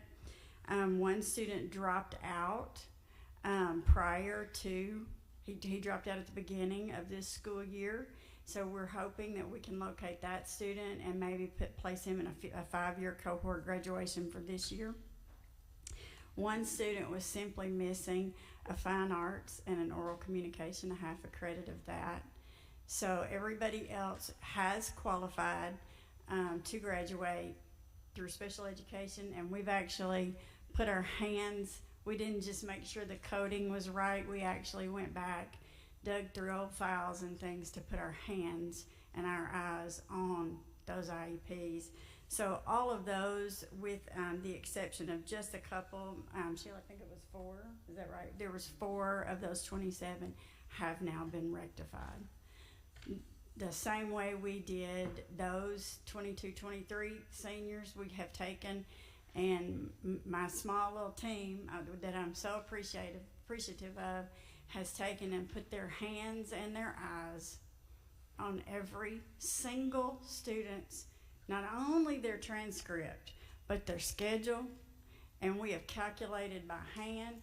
Takes a lot of time and a lot of just hours, but we have actually been through every single student at the high school, 650 of them, taking them home on the weekends and watching TV while the husband's watching TV. We're on the phone calculating GPAs and everything else. So we've done that. We have also started the junior high, the same process, and have some cleanup to do. Not a whole lot, but we do have some cleanup that has to do, and some of that cleanup entails having to actually call kids in and meet with individual students to say, okay, we've got to get some processes in order. What are you wanting to take? Things like that. What do you need to take? So getting them on a trajectory to be prepared for high school when they get there, and have talked about even looking back. Just, I know it's a little different with elementary because they're in blocks, but just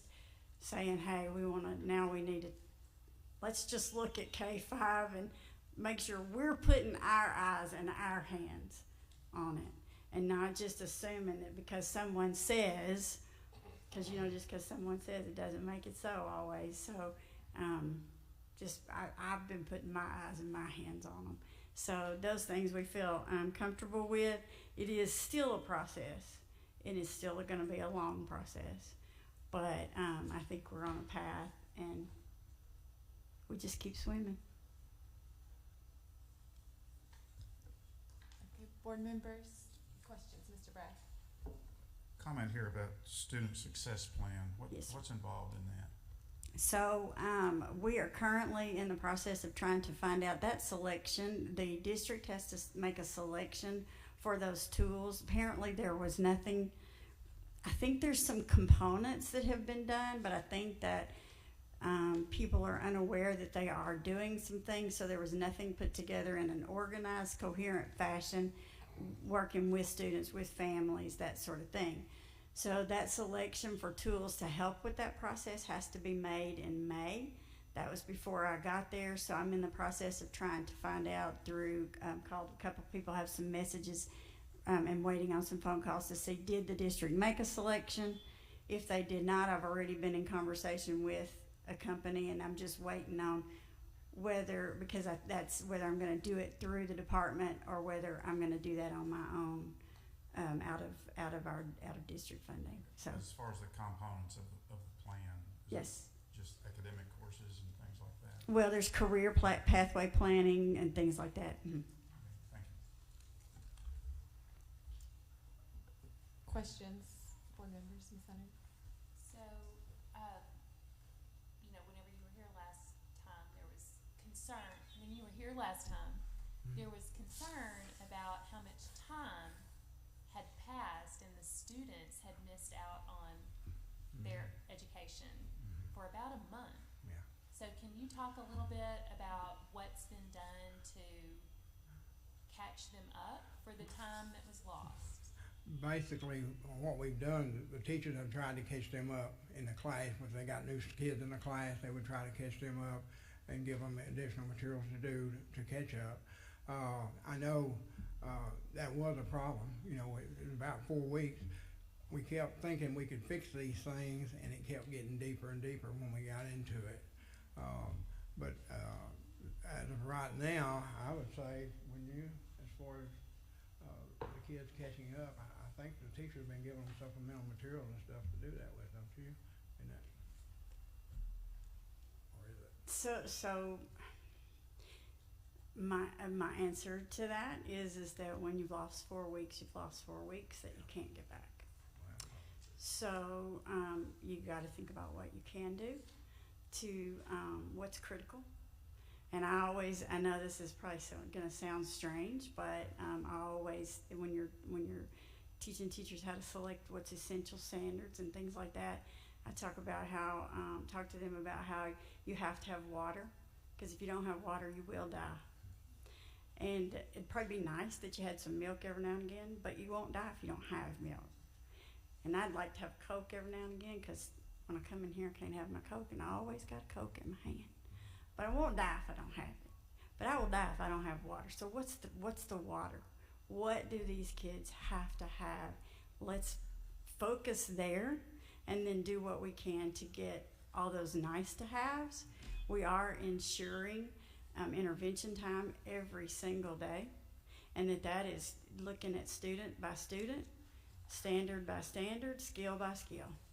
And wherever kids we do a walkthrough, all hands on deck approach, so that kids are going and getting those deficit skills or enrichment skills that they need. Because every kid's not in the same place.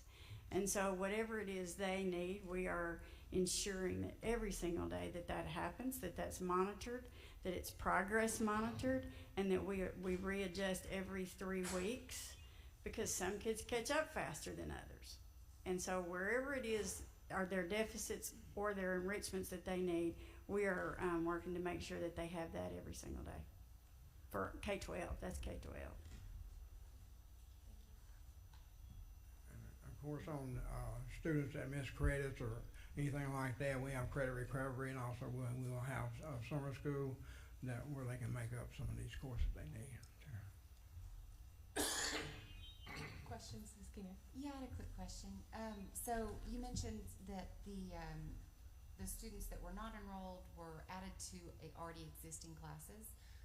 Were there so many students that were, I'm worried that put the ratios out of order.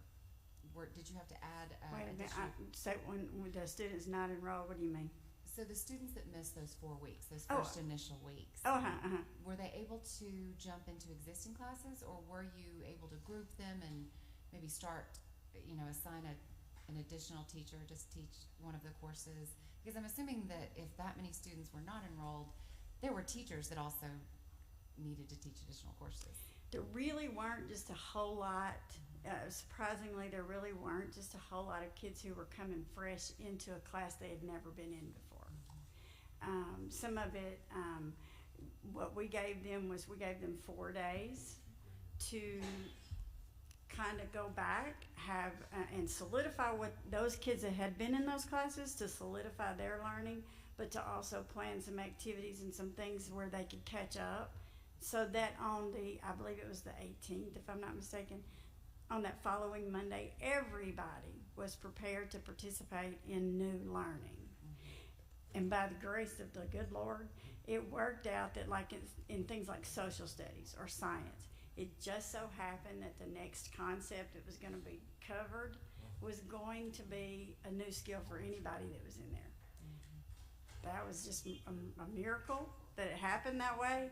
But for the most part, that is what happened. And those 4 days, we gave them the teachers 1 day to plan. We worked with them, went OCSS was there. We went from class to class. We talked to groups of teachers. They planned together, and they planned for those 4 days to say, okay, what is the critical that we gotta have to be able to participate in the new learning on Monday. So they worked together and created 4 days of instruction to work towards that. I don't know if that answered your question. Yeah, thank you, yes. And one other thing is the seniors or the high school will be making up a day during one of the fall or one of the spring Fridays. We're out. The other schools, all the other schools were in session that one, that day we had to go ahead and dismiss the high school so the teachers, we could all get together and make plans out. So they will be making up that day in the spring. Questions? Not a question, just a comment. I think it's obvious that you're making some progress, and I would congratulate you on the job done so far. I know you've still got a ways to go, but it's going to be easy. Mm-hmm. It took longer than just a year to get this far behind. So I think the community and your staff ought to be very pleased with what's been done. I really believe everybody's committed right now. This was a eyes wide open experience, and everybody knows how serious it is now. Mm-hmm. And we got help. Everybody's helping each other, and that's. I tried to bring in a team concept. Together, everyone achieves more, and that's what it's all about. And now we realize that more than ever. We got to help each other out. We got to get our grades up, our scores up. We got to make up for lost time, and we got to make sure every student earns that diploma when they graduate from Watson Chapel High School. Any more questions? Yes. Just so, I will say when I visited the school, and Sheila's been in the school with the OCSS team frequently. For the most part, it was orderly. Teachers were teaching. Kids were in classrooms. You have some teachers that are in that district that have been in that district for a very long time that are really dedicated to the Watson Chapel School District. The systems structural piece of data and scheduling and just ensuring all the safety boxes are checked, that's where we have breakdowns. So putting those structures and those systems in place and making sure that that's done is where they're making the most progress right now. I think your question on, making up the time, I think is valid. I also think it's just about making up any kind of gaps of just for students being successful. I think there's opportunities, especially in the second semester working with the department. We can look at some of the possible grants around tutoring. We could look at extended day or summer opportunities. We can look at ACT preparation. We definitely need to be pushing into the classrooms and making sure that we're doing inventory to make sure that teachers in the classrooms have all the necessary materials and resources needed to teach, that students have access to quality books. I think there's lots of opportunities there to make sure that we're doing everything we can to make sure that students are getting a quality education. This last month, a lot of it has been systems checks. Everybody's got a complete schedule, everybody's got a correct schedule. Everybody is in the right courses to graduate. Getting the data correct in the systems, that's where a lot of the time and energy has been spent. And I do want to commend Sheila and the OCSS team for the work that they've done. I want to recognize that you guys have been on board and working with them and listening to directions on things that have got to be addressed. So I think that's important. So thank you. Ms. Woods or Ms. Rollins, I wanted to give you all the opportunity to ask questions.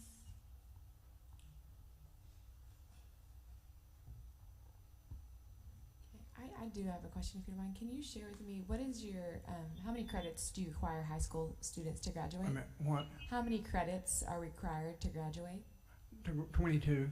22, so that's the minimum in the state. You don't require anything above what the state requires? 22.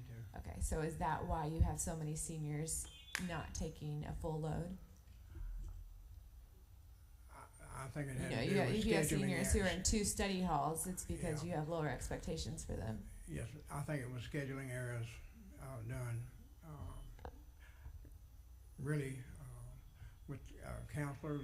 We've had several counselors changes in the past 2 or 3 years, well, really more than that. But we have quite a bit of turnovers too.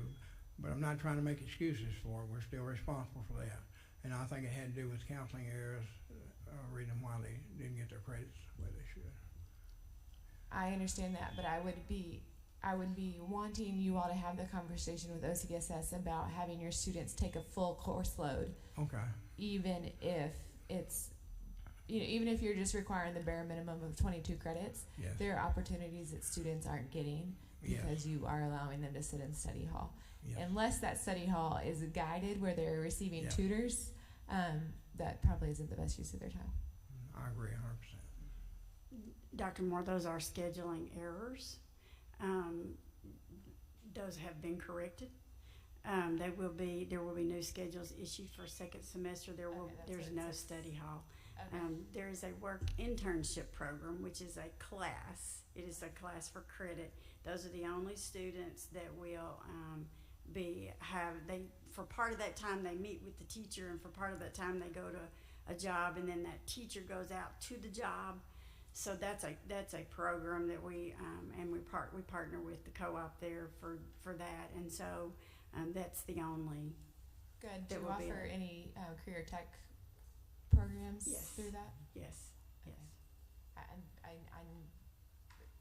see that you're going to have students with a full course load next Yes. semester. But I would hope that would continue with your board as well, having that conversation about looking at that coursework for students and what they need to be doing to Oh, graduate. absolutely, and that's the whole point of student success plans and those things like that some Yes, systems that we particularly got when to. your students are well below grade level. Unfortunately, looking at the data, Absolutely. they need above and beyond That's what right. we're giving them. Yes, Ms. Whitlow.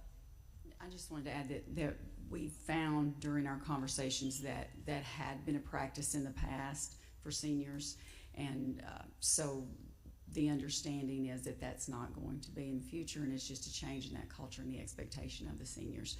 So I think that this development of the student success plans will help tremendously with that, because those students will then be continually meeting with someone and having plans. But I did want to say that this wasn't just an isolated event. This has been something that's happened in the past as well. That's a quick question. The students that, you mentioned the internship program, and I read in there that there were students who were not participating in the internship program, but were leaving school early to go to work. Have those particular students, has that been addressed? Are they now enrolled in classes? Or is that also going to wait until next semester? No, that has already been addressed. Yes, that has already been addressed. Again, that was a misunderstanding from many previous years, and just had to get that. As a matter of fact, that particular was like, Yeah. no, Great. Okay. no, can't do that. So yeah. Yes. So we had hoped that we would be able to have everyone have full schedules and no study halls and take care of all of that. But as you can imagine, this far into this semester, it was just going to create too much confusion. But that is going to be addressed second semester. Could I ask a follow-up to your question, Dr. Moore? Maybe at the next report, could we see a list of all the course offerings for the students at your high school? Just because I'd love to know, what's available to them to participate in, especially in the elective situations, to keep them engaged in things that they're interested in. I'll follow up with that. What interim assessment do you all give? Do you give one for reading and math at the high school? Yes, we do Renaissance, STAR, reading and STAR math. Okay, and when would we be able to see student growth with that? We use the state's window, and I believe that opens in January. I may have some growth. I may have some growth reports that I can pull between that, because we progress monitor every 3 weeks. So I may could have you something, but we use the formal interims through this with the state window. Maybe after the new year, at what point that Yes, comes out would be I think helpful information for us to see. I don't know when the board meeting date is in January, but that's possible if we have that data back. Okay. Yes. Thank you. More questions, comments, board members? Ms. Woods, Ms. Rollins? Okay, thank you all. So at this point, we ask for a monthly report from you all, so we will be conversing about what that looks like for next month. Is that correct? Okay, thank you. And we will move on to board liaison reports. Again, a time, even if you're not an official liaison at this point in time, if there's anything you'd like to share about work that's being done or anything you've seen this month, feel free to do so. Well, I'll share briefly about what I was hoping to be able to report on with regard to a subcommittee that would look at, some level of digging into the districts that seem to have a high number of lower performing schools. I had hoped to propose a subcommittee at this meeting. I'm not prepared to do that today. I had a death in the family in October that took up a number of days and weeks on the road and out of town. But I did attend a working group that Hope Worsham was leading with regard to the accountability formula, letter grade formula for the schools. And I've been digging into a very large number of statutes that might give various authority to this board to act in different ways. And so just digging into all of that, I hope to have meetings with the department over the next few weeks to talk about what a subcommittee might look, and hope to have that at the December meeting. Thank you. Any reports or things to share? Ms. Rollins? Dr. Moore? Yes. Did you Ms. call Rollins, on you me? can go. Yes, I had met briefly with the Child Health Advisory Committee, 3 members from that committee this week, and they have their 2023 health recommendations for us to look at. They're asking if they could be on the action agenda. I think last time they were placed on the other agendas. So, and they also have some data to share with us about how important health is with student learning. And I'm just wondering if we could give them more time to really come and visit with us, share their data with us, maybe over one of our trainings or at this report time. So just let you know that, and maybe get your thoughts on putting them on the action agenda or just giving them more time with their report. Yeah, and that is something that Jerry Clark in our Health Services Unit, she's part of that committee, so we will get with her to determine when's the best time for that report to go on and for them to come and speak to the board. Great. Thank you. That'd be great. Thank you. Any other board members? Then we will move on to Office of Early Childhood update. Or do you want to go? Yeah, and while Tanya's getting ready, I do want to just take a moment to acknowledge an employee at the department that we lost this last week. He was a current employee. It was Oliver Dillingham. He began his education career in 1970. Began his work here at the department in 1987, so that means he dedicated 36 years to working here at the Department of Education. And so he was known by districts all across the state and known by all the people here at the Department of Education. And I didn't want this moment to pass that we didn't just at least get to acknowledge his dedication to education in our state and the impact that he's had on schools and students across the state. So Oliver is survived by his wife and 4 children, a son and 3 daughters. So thank you for allowing me to do that. Well, thank you. It's a real honor to be here. We are really busy in the Office of Early Childhood right now, as you can imagine. So I just wanted to provide an update, and then if you all have questions, be happy to take those. And also just want you all to have a sense of what we have in early childhood in Arkansas, because I think this is new to the Department of Ed as we've created this transition and brought all these things over. And I do want to say, Tanya is a legend in early childhood in our state. She was at DHS for many, many years. And when they rolled over ABC a couple of years ago, I kept saying, where's Tanya? Why didn't she go? And so we're glad to have her as part of the team. Yeah, I knew. I was so nervous watching this technology play out. You were ready. Okay, thank you. I see it. I see it now. Thank you. I'm going to try to go slow here. This is really foundational in early childhood, and I use this slide. I've been using it probably for over a decade, and you may have seen it. You maybe see others in the early childhood world using it, but I cannot stress enough the importance of the brain development and what's happening in these first 5 years of life.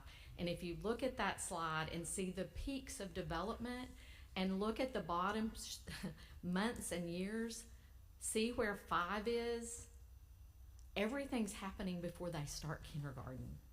It is one of the most critical times of development in a child's life. So I just want to underscore that. Everything we're doing here and everything that is happening to a young child is really building on skills for the future.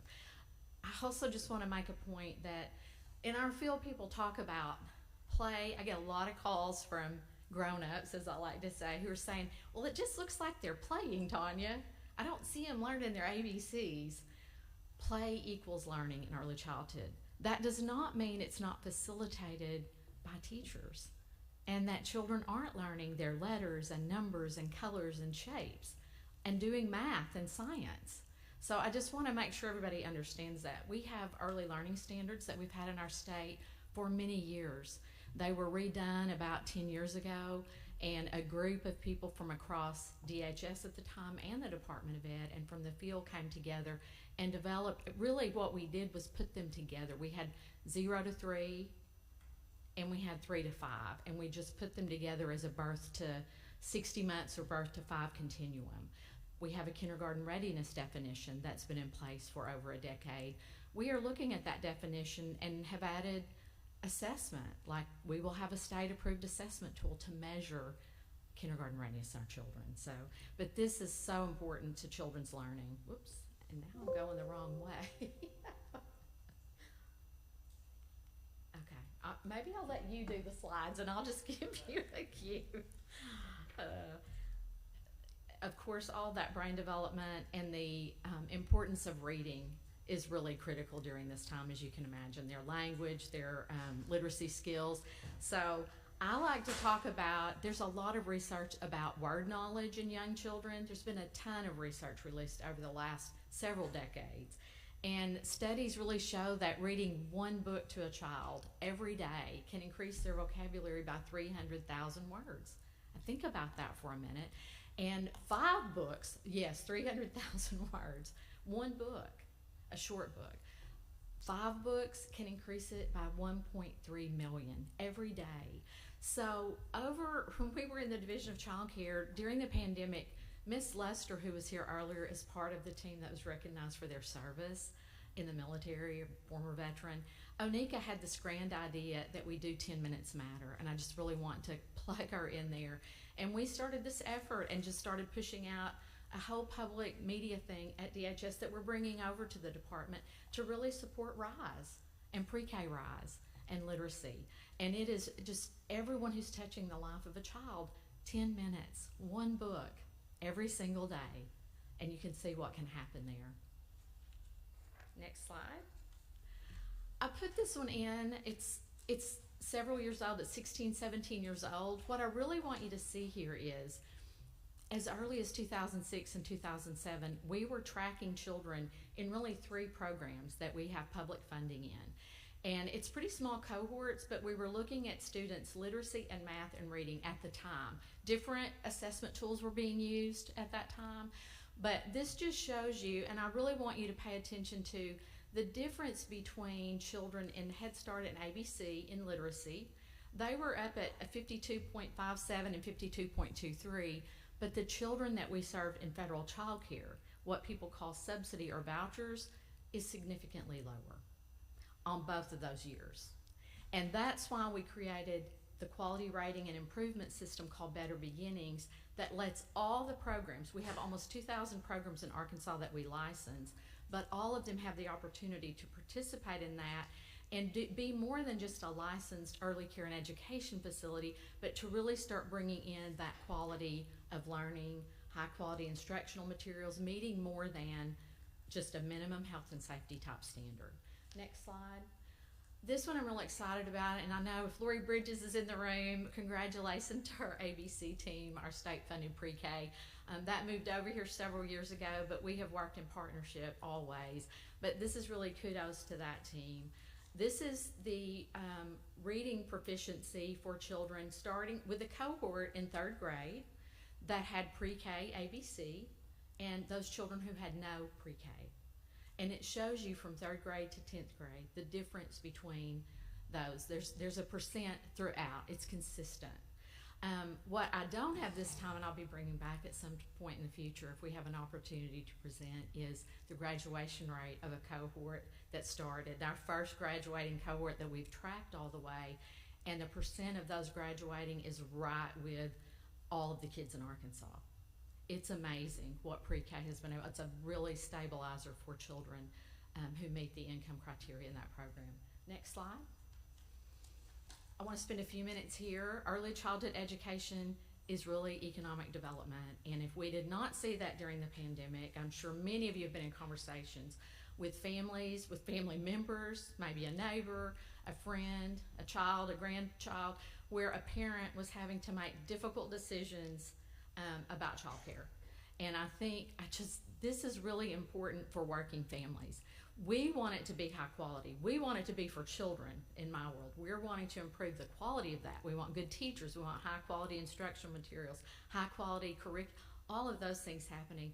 But for a parent who's working, myself, or anybody in this state, when you go to work and know that your child is in a high quality environment and is being taken care of, you can do your job better. There's lots of research about that and data to support that. So we use a lot of words in our field: child care, early childhood education, child development.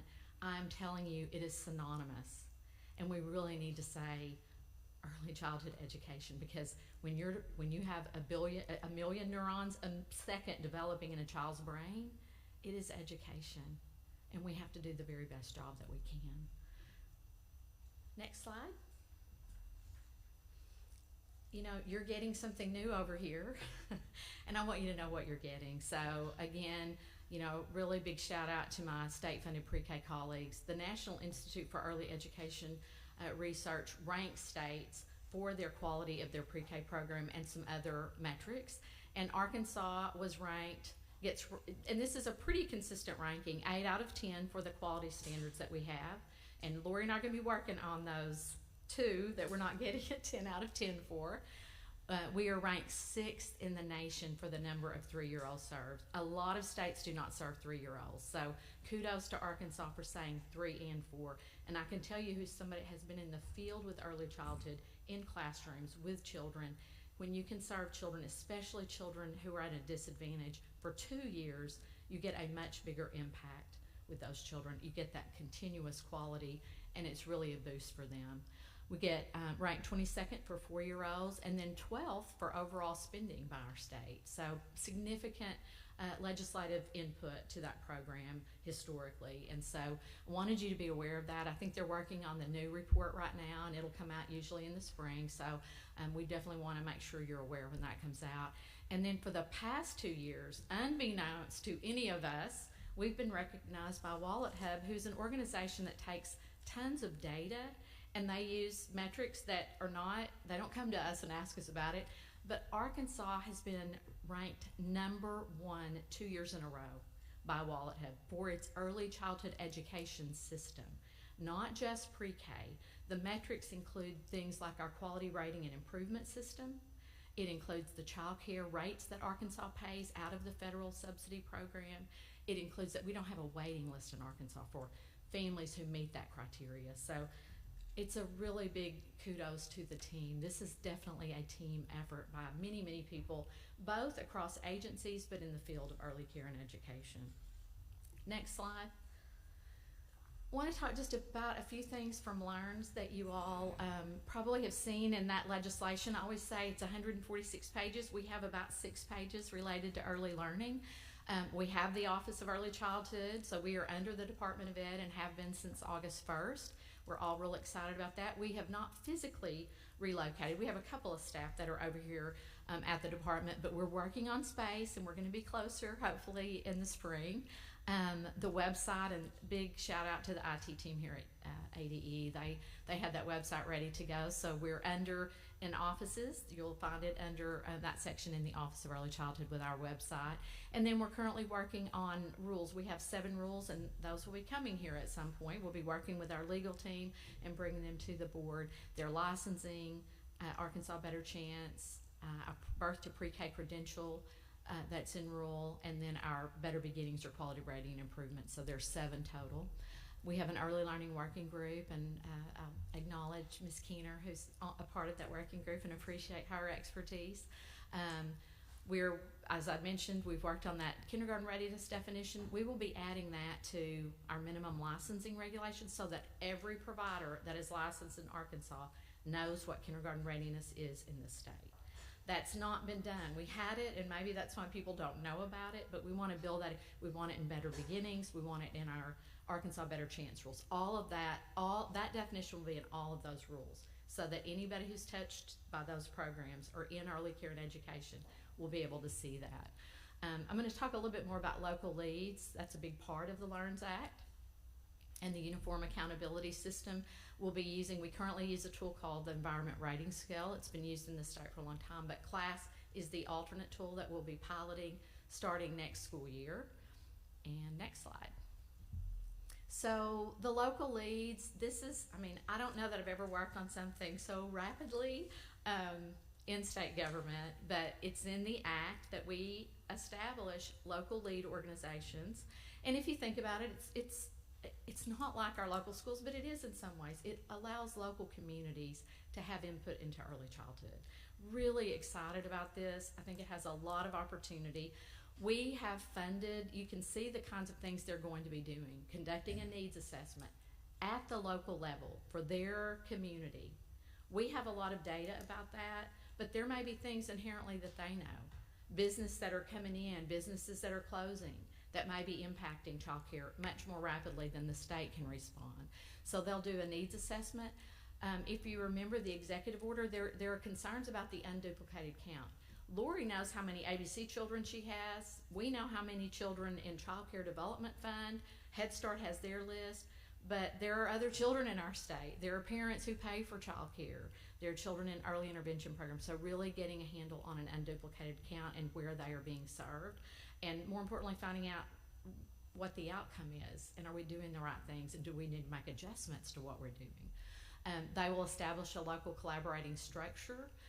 They'll identify shared resources that support access to quality in early care and education, and then coordinate enrollment processes at the local level. So the whole effort is to help families navigate this complicated early care and education world, as well as support to providers, and ultimately better outcomes for children. So next slide. A drum roll here, and I want to preface this. Courtney Salesford and I talked about this. There are a lot of questions at Joint Education Monday about this. Let me just say, this is the first cohort. This is going to be required across the state. It's in the law. It's not, this is the beginning, not the end. So if there are areas that you look at and like, that's my area and it doesn't have coverage, it will have coverage. We are starting something that we've never had, and we are about quality, not quantity today. We need to really focus on that. How do we stand up entities to do something that has never been done? So I just want to make sure you all understand that's why we selected. We wanted to make sure, and I think there is good geographic coverage. We're covering 29 counties with these first 12. That's a third of the state. That's pretty good. We will be doing a cohort in the spring, so you'll start to see that map fill in, and eventually the entire state will have someone leading, whether it's a group that you can see. For example, the OUR Co-op is doing several counties up in that part of the state. Carroll, Boone, Marion, Baxter, Searcy. They are doing several counties, but then you'll see Pulaski, which is a city. The other thing you'll notice is it's different kinds of organizations. There are education co-ops, there are Child Care Aware that we currently work with in the early childhood world that do similar work, but not this work. And then there are 2 school districts. And there is a couple of Excel by 8 entities, Batesville and the city of Little Rock. And so there's so much opportunity here. I just want to give you an example. Louisiana has shared some of the work that they've done for the past decade. They have money coming into some of those communities to the tunes of millions of dollars to expand access, because the community or a city decided to do something because it was important to that community. There are philanthropic things happening in that state. There are efforts in those communities to raise the quality of all early care and education, not just a few. You could focus on teacher workforce type issues. So there are so many opportunities with local leads that I could talk about it for a long time. I think that might be my last slide, and I'm happy. Oh no, quick wins. Yeah, this is really exciting. For some of you who have worked with me, we have been running background checks on school district pre-K employees for the Department of Human Services and the Department of Ed. Starting on October 1, they only have to run one background check. That was an immediate quick win. I've talked to legislators and probably the governor's office historically about this and how can we change this and make this better. But this saves money and time for those employees who are in a district pre-K program. We are also working on, currently we have a rule in our licensing regs that a maltreatment check is every 2 years. The Department of Ed has 5 years. We're going to align that so that it's 5 years, so that there's consistency. So those are some really quick wins that we've done. And right now, Lori and my team that does federal child care assistance are working on a joint application for families so that they only have to do one application and we won't be doing multiple applications, and trying to make that a little more seamless. So, and that is it. There is a lot of other things, but I feel like I've taken a lot of time, so. Thank you. Board members, questions?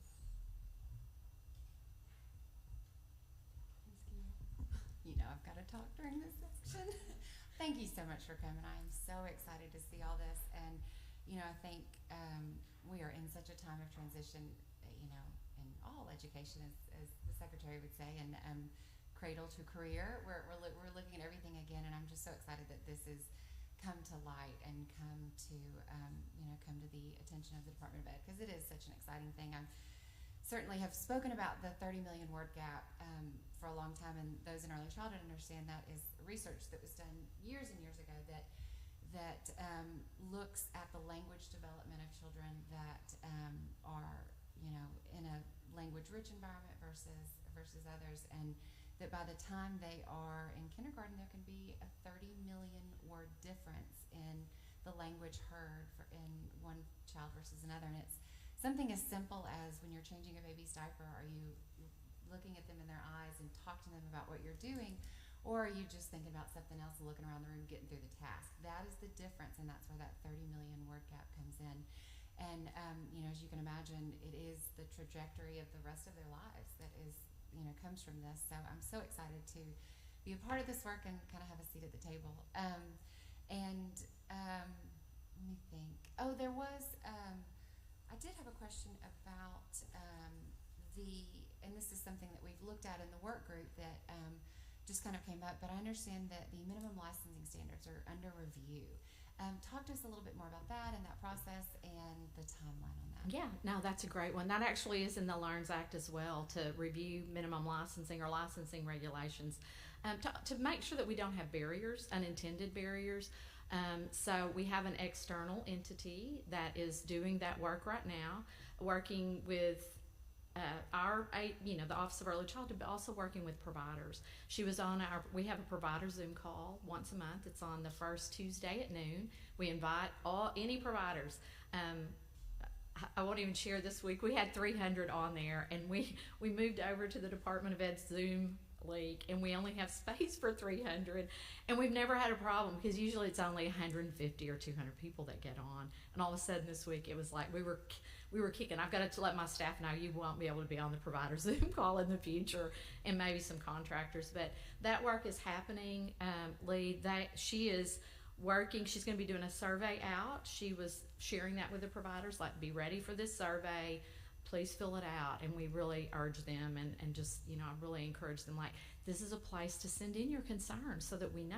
I may not know. I get lots of calls from providers about something, and I'm like, if you hadn't called me, I cannot correct or address if it's a personnel matter or just maybe miscommunication. And we've had a lot of turnover in our agency in the licensing team alone. So we have to train them, and it's a lot of training to help them understand the rules and regulations and make sure that they're not going rogue, as I like to say, on us, and maybe citing people for things that we wouldn't. I think the timeline on that, Lee, is she's going to have her work done by the end of the year. And so we'd be bringing something probably early in January to you all with those licensing regulations. Once legal, my colleagues back there in legal probably haven't, we got to get it to them and then we'll bring it to you all. But maybe January, early February, you know, I would expect that. More questions, Mr. Bragg? Thank you. I've seen some of the brain development research presented through the Dolly Parton Imagination Library, and the research has proven that it's been very effective. In the last session, there was a bill passed that actually allowed the state to help fund some of that. And to me, a benefit is it reaches the home at age 0 and kind of fills a gap between 0 and 3. Has there been any discussion? You know, we fund Dolly Parton Imagination Library out of our Office of Early Childhood. We are statewide coverage now. There's certainly areas, you know, but we talk about it, we encourage it, we try to help programs see how they can do that, like, because really it's a match at the local level, and so programs that receive public funding from us can use those resources to help offset the cost of those books. I would also plug in that it's for all children. It's not just for income based, which is a lot of the work that Lori and my team does. All of these programs are income targeted, but Dolly Parton Imagination Library will provide books to all children, which is incredibly beneficial. And that gets back to the word gap and the number of books in a home and how important that is to families. Thank you. Yes, sir. Ms. Rollins or Ms. Woods, any questions online?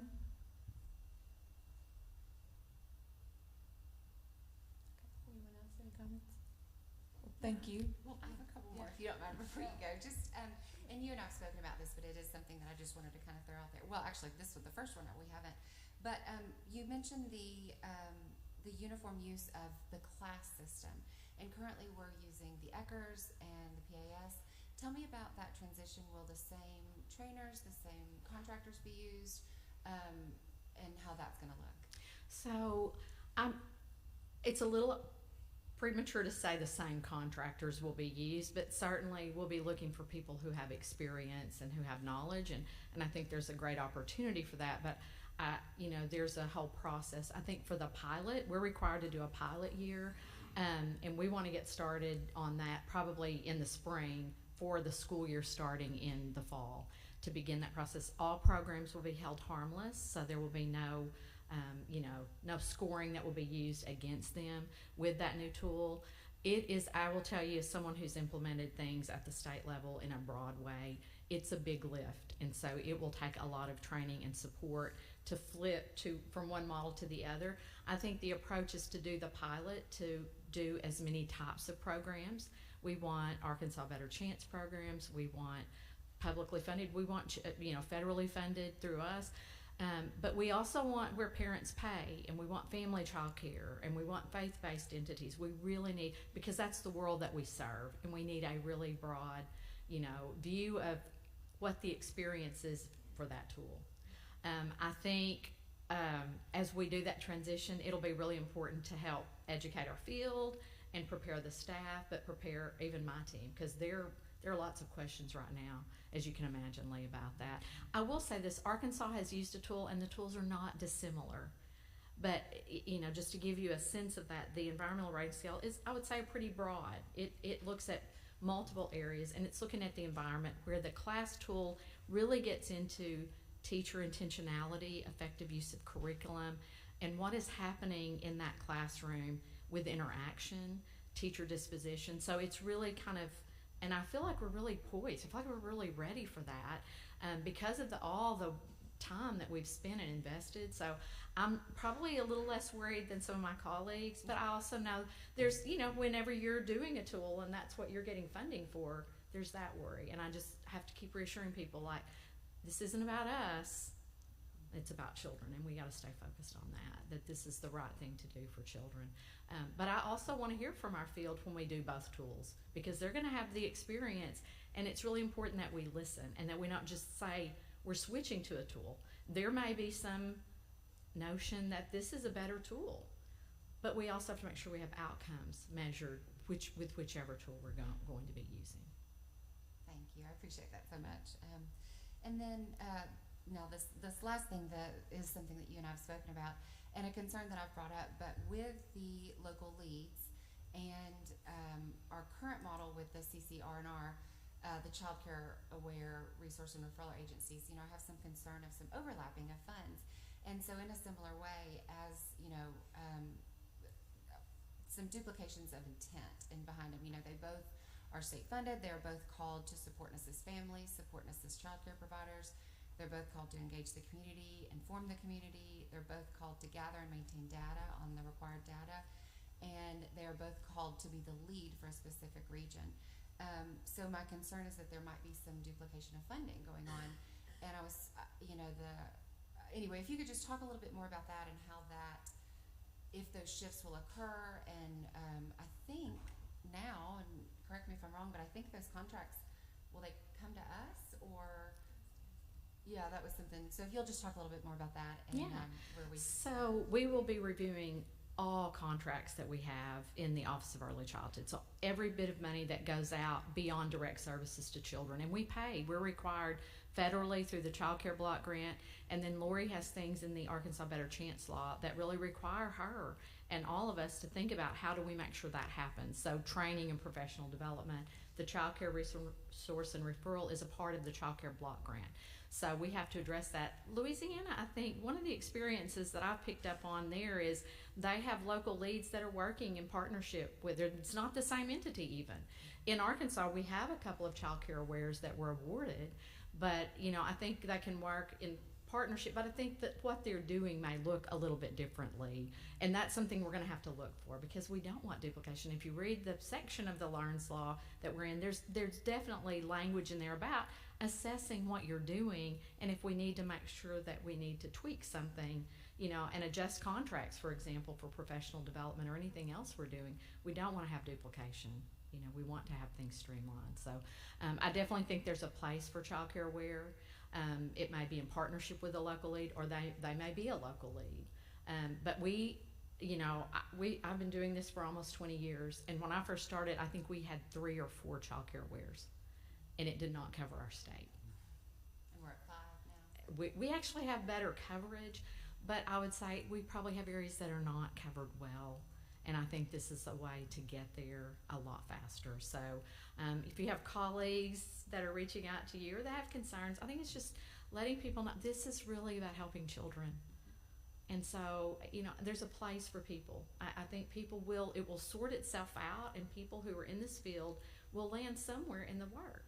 Because as I tell people, we don't have an army. We don't have another army. The people that we have in Arkansas is who we have. So I do think it just may look different. It's change. And trust me, we're living it daily. It just maybe feel a little uncomfortable for them right now because they're outside of it a little bit. But we'll be working, and we will be notifying programs. We're not just going to pull funding. It doesn't work that way. We notify people if there's going to be a change and give them adequate notice. But we have to look at all that. We have to do that anyway. We do that annually.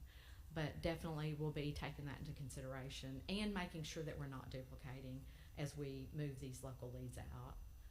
I definitely would encourage local leads to work with their Child Care Aware folks, if there is one available, but I would equally say they need to work with Head Start because they do community assessment as a part of their federal requirements, and they need to partner.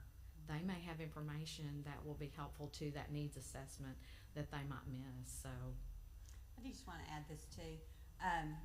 First, Tanya's been a Arkansas Department of Education employee now for 3 months. They started with the Early Childhood Division, actually came here August 1st is when it became official. And so there's been a lot of transition bumps that are getting worked out, and I appreciate everybody in HR and finance and all those folks who are working on those pieces.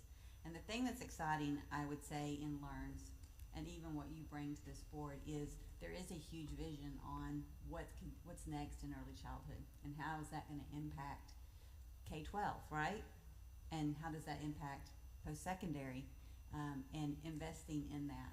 And right now, I think the biggest opportunities we have, and these are the questions that, like, when you're asking these questions, like, that makes so much sense, is really same thing we're asking districts to do. What are your systems that you have set up to make sure that you are producing efficiency, but also outcomes, right?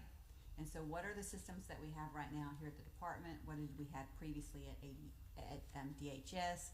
Where is our money going? What are the outcomes of that? Like, that's part of this first year's whole analysis of how do we get those outcomes, and with the, because Arkansas as a state heavily invests in state pre-K. I mean, we're, in comparison to other states, we just got to make sure, one, that we're getting outcomes with what we're investing, so that if there is more to be done and more funds to be asked for, we have a clear plan and systems aligned. So I appreciate your commitment to this and wanting to be a part of this conversation.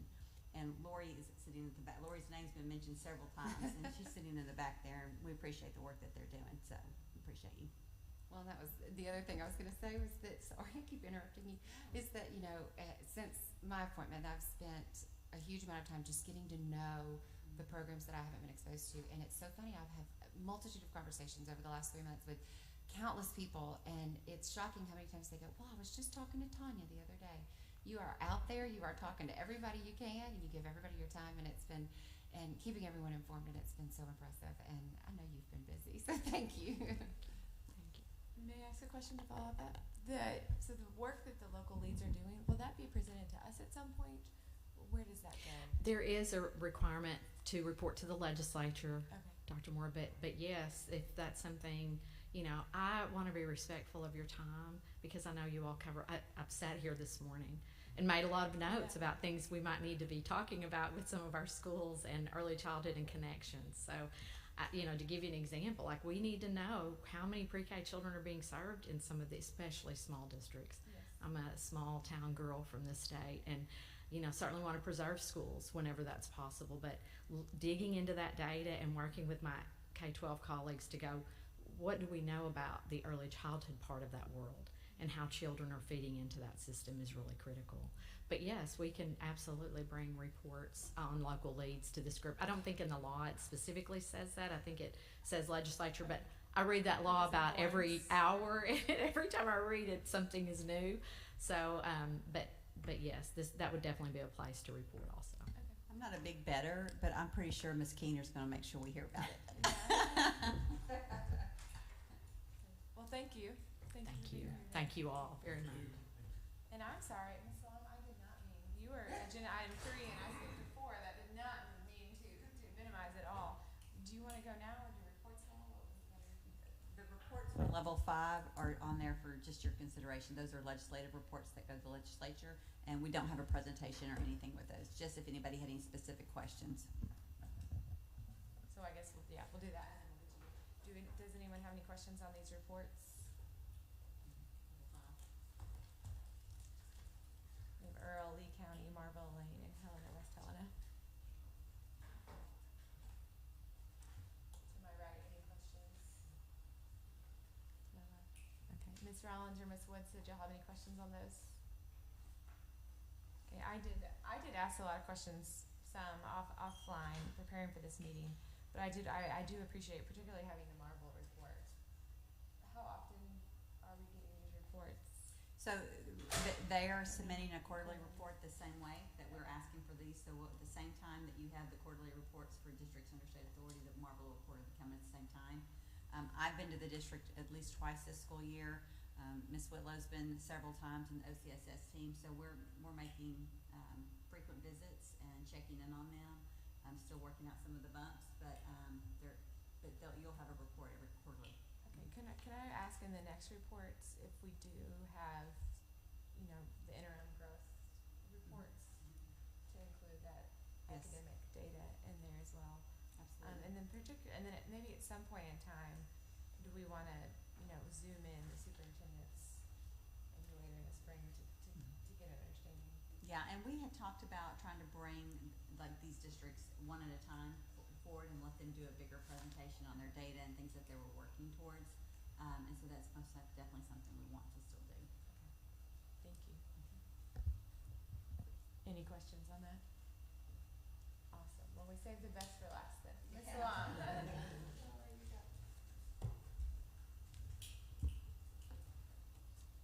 Good afternoon. I remember it was after 12 with the time change and everything, so I'm proud of myself for that. So my November board report includes some activities and some opportunities that I have been able to perform over the past month, and the first one being elevating the profession, speaking to students about joining the greatest profession in the world. So I was invited to Coach Tennyson's pre-educator pathway. The students there in her classroom at Maumelle, and Ms. Wilson, who's also my daughter's Spanish teacher there at Bryant, and I got a chance to talk to their students in Educator Rising classes about joining the profession and being able to just share my personal background, my journey into education. I talked about the ATOY program because I believe Arkansas has one of the top programs in the United States, so I get to brag about that. And then I was invited to Teachers College at Henderson State University, their College of Education, talking to their undergraduate students, because it's so important to me to talk to future educators that will soon be entering the classroom and making an impact on our students. So some of them are getting ready to graduate. And while I was there at Henderson last week, I had an individual come up to me, an amazing human being, who said that she is not an educator, is not in the field, but she heard me speak and she's thinking about enrolling in education classes to possibly become a teacher. So I gave her my contact information, so fingers crossed that I will get an invitation to her graduation here in 2 years. So that's what I really love to do. Also, if we scroll down, I got the opportunity this past weekend to visit Princeton. So I was invited by the National Teacher of the Year program, which is sponsored by CCSO and ETS, and they hosted Impact and Influence Conference for the 2023 State Teachers of the Year. So we had the opportunity to gain valuable insight for next steps and engage in discussions about the evolution of assessment and what that looks like in the United States moving forward. I also had the chance to tour the gorgeous campus of Princeton there and learn about its rich history, because it's nearly 300 years old. So that was pretty cool. And if we go to our next page, during the month of October, Ms. Vicki Jewell, who's the mentoring coordinator at the Southwest Arkansas Education Co-op, and Dr. Nita Bohannon is the novice teacher mentoring specialist at Pulaski County Special School District, extended an invitation for me to speak with some of their novice teachers. So I was able to talk to them and provide information about like continuing education opportunities and advice for the classroom, just tips and tricks about developing relationships with students and classroom management and communication and all the things that, as a novice teacher, you kind of develop your own along the way. So, and then I was invited to the Arkansas State Chambers, the Associated Industries of Arkansas. So on October 19th, I was invited as a guest speaker to talk to the Chambers Leadership Cohort Class 18. And Mr. Henderson actually gave my introduction. It was so heartfelt. It was a special moment for me. I am the first ATOY to speak at the leadership cohort, and I was able to talk about my background, my classroom experiences, and my duties at ATOY. And that was just really special to me because it's very unique talking to people who aren't necessarily in education about education. And so I appreciate them sharing that a lot of them have spouses that are teachers, which we love that, and so they were able to relate. And in each of my board reports, I've been trying to do educator spotlights. So across the board in my journeys, I was able to connect with Miss Amber Leeton. She was a 2023 Arkansas Teacher of the Year semifinalist, and she teaches history. So I went in her classroom, and she was doing one of my favorite units about Andrew Jackson. So I couldn't help myself, so I jumped right in and spent some time with her students. I also met Mrs. Vernetta Sanders, and who this is her 44th year in education in Pulaski County Special School District. And I posted our picture together on social media, and people told me we're actually from the same hometown. So she's also a native of Helena West Helena School District. I mean, of Helena, yes, she's also a native of the district, and she grew up there also. And then I have a couple in education, so I was able to visit the Suskies there at Harmony Grove, a 6th grade social studies teacher and a 1st grade teacher. And I love when you meet educators that are married. That's pretty powerful. Holds you accountable too. So that was this month my experience in education this month. Awesome. Thank you for sharing. We learn a lot from you and get to learn a lot about others from what you do. So thank you so much. Questions? I love the teacher spotlight. That is Yeah. such a great idea and a way to give recognition to some that, may not otherwise get it outside of their own building. So that's awesome. Thanks. I'd just like to say, she did a phenomenal job speaking to the leadership group. And it was certainly a pleasure for me to introduce her. That's awesome. Thank you. Ms. Rollins or Ms. Woods? Great. Well, thank you for your work, your continued work, and for sharing that. And we will learn from you some more as the month goes on. With that, is there any other comments, questions? Then we are at the end of a shorter board today. Motion to adjourn. And a motion to adjourn in a second. All in favor?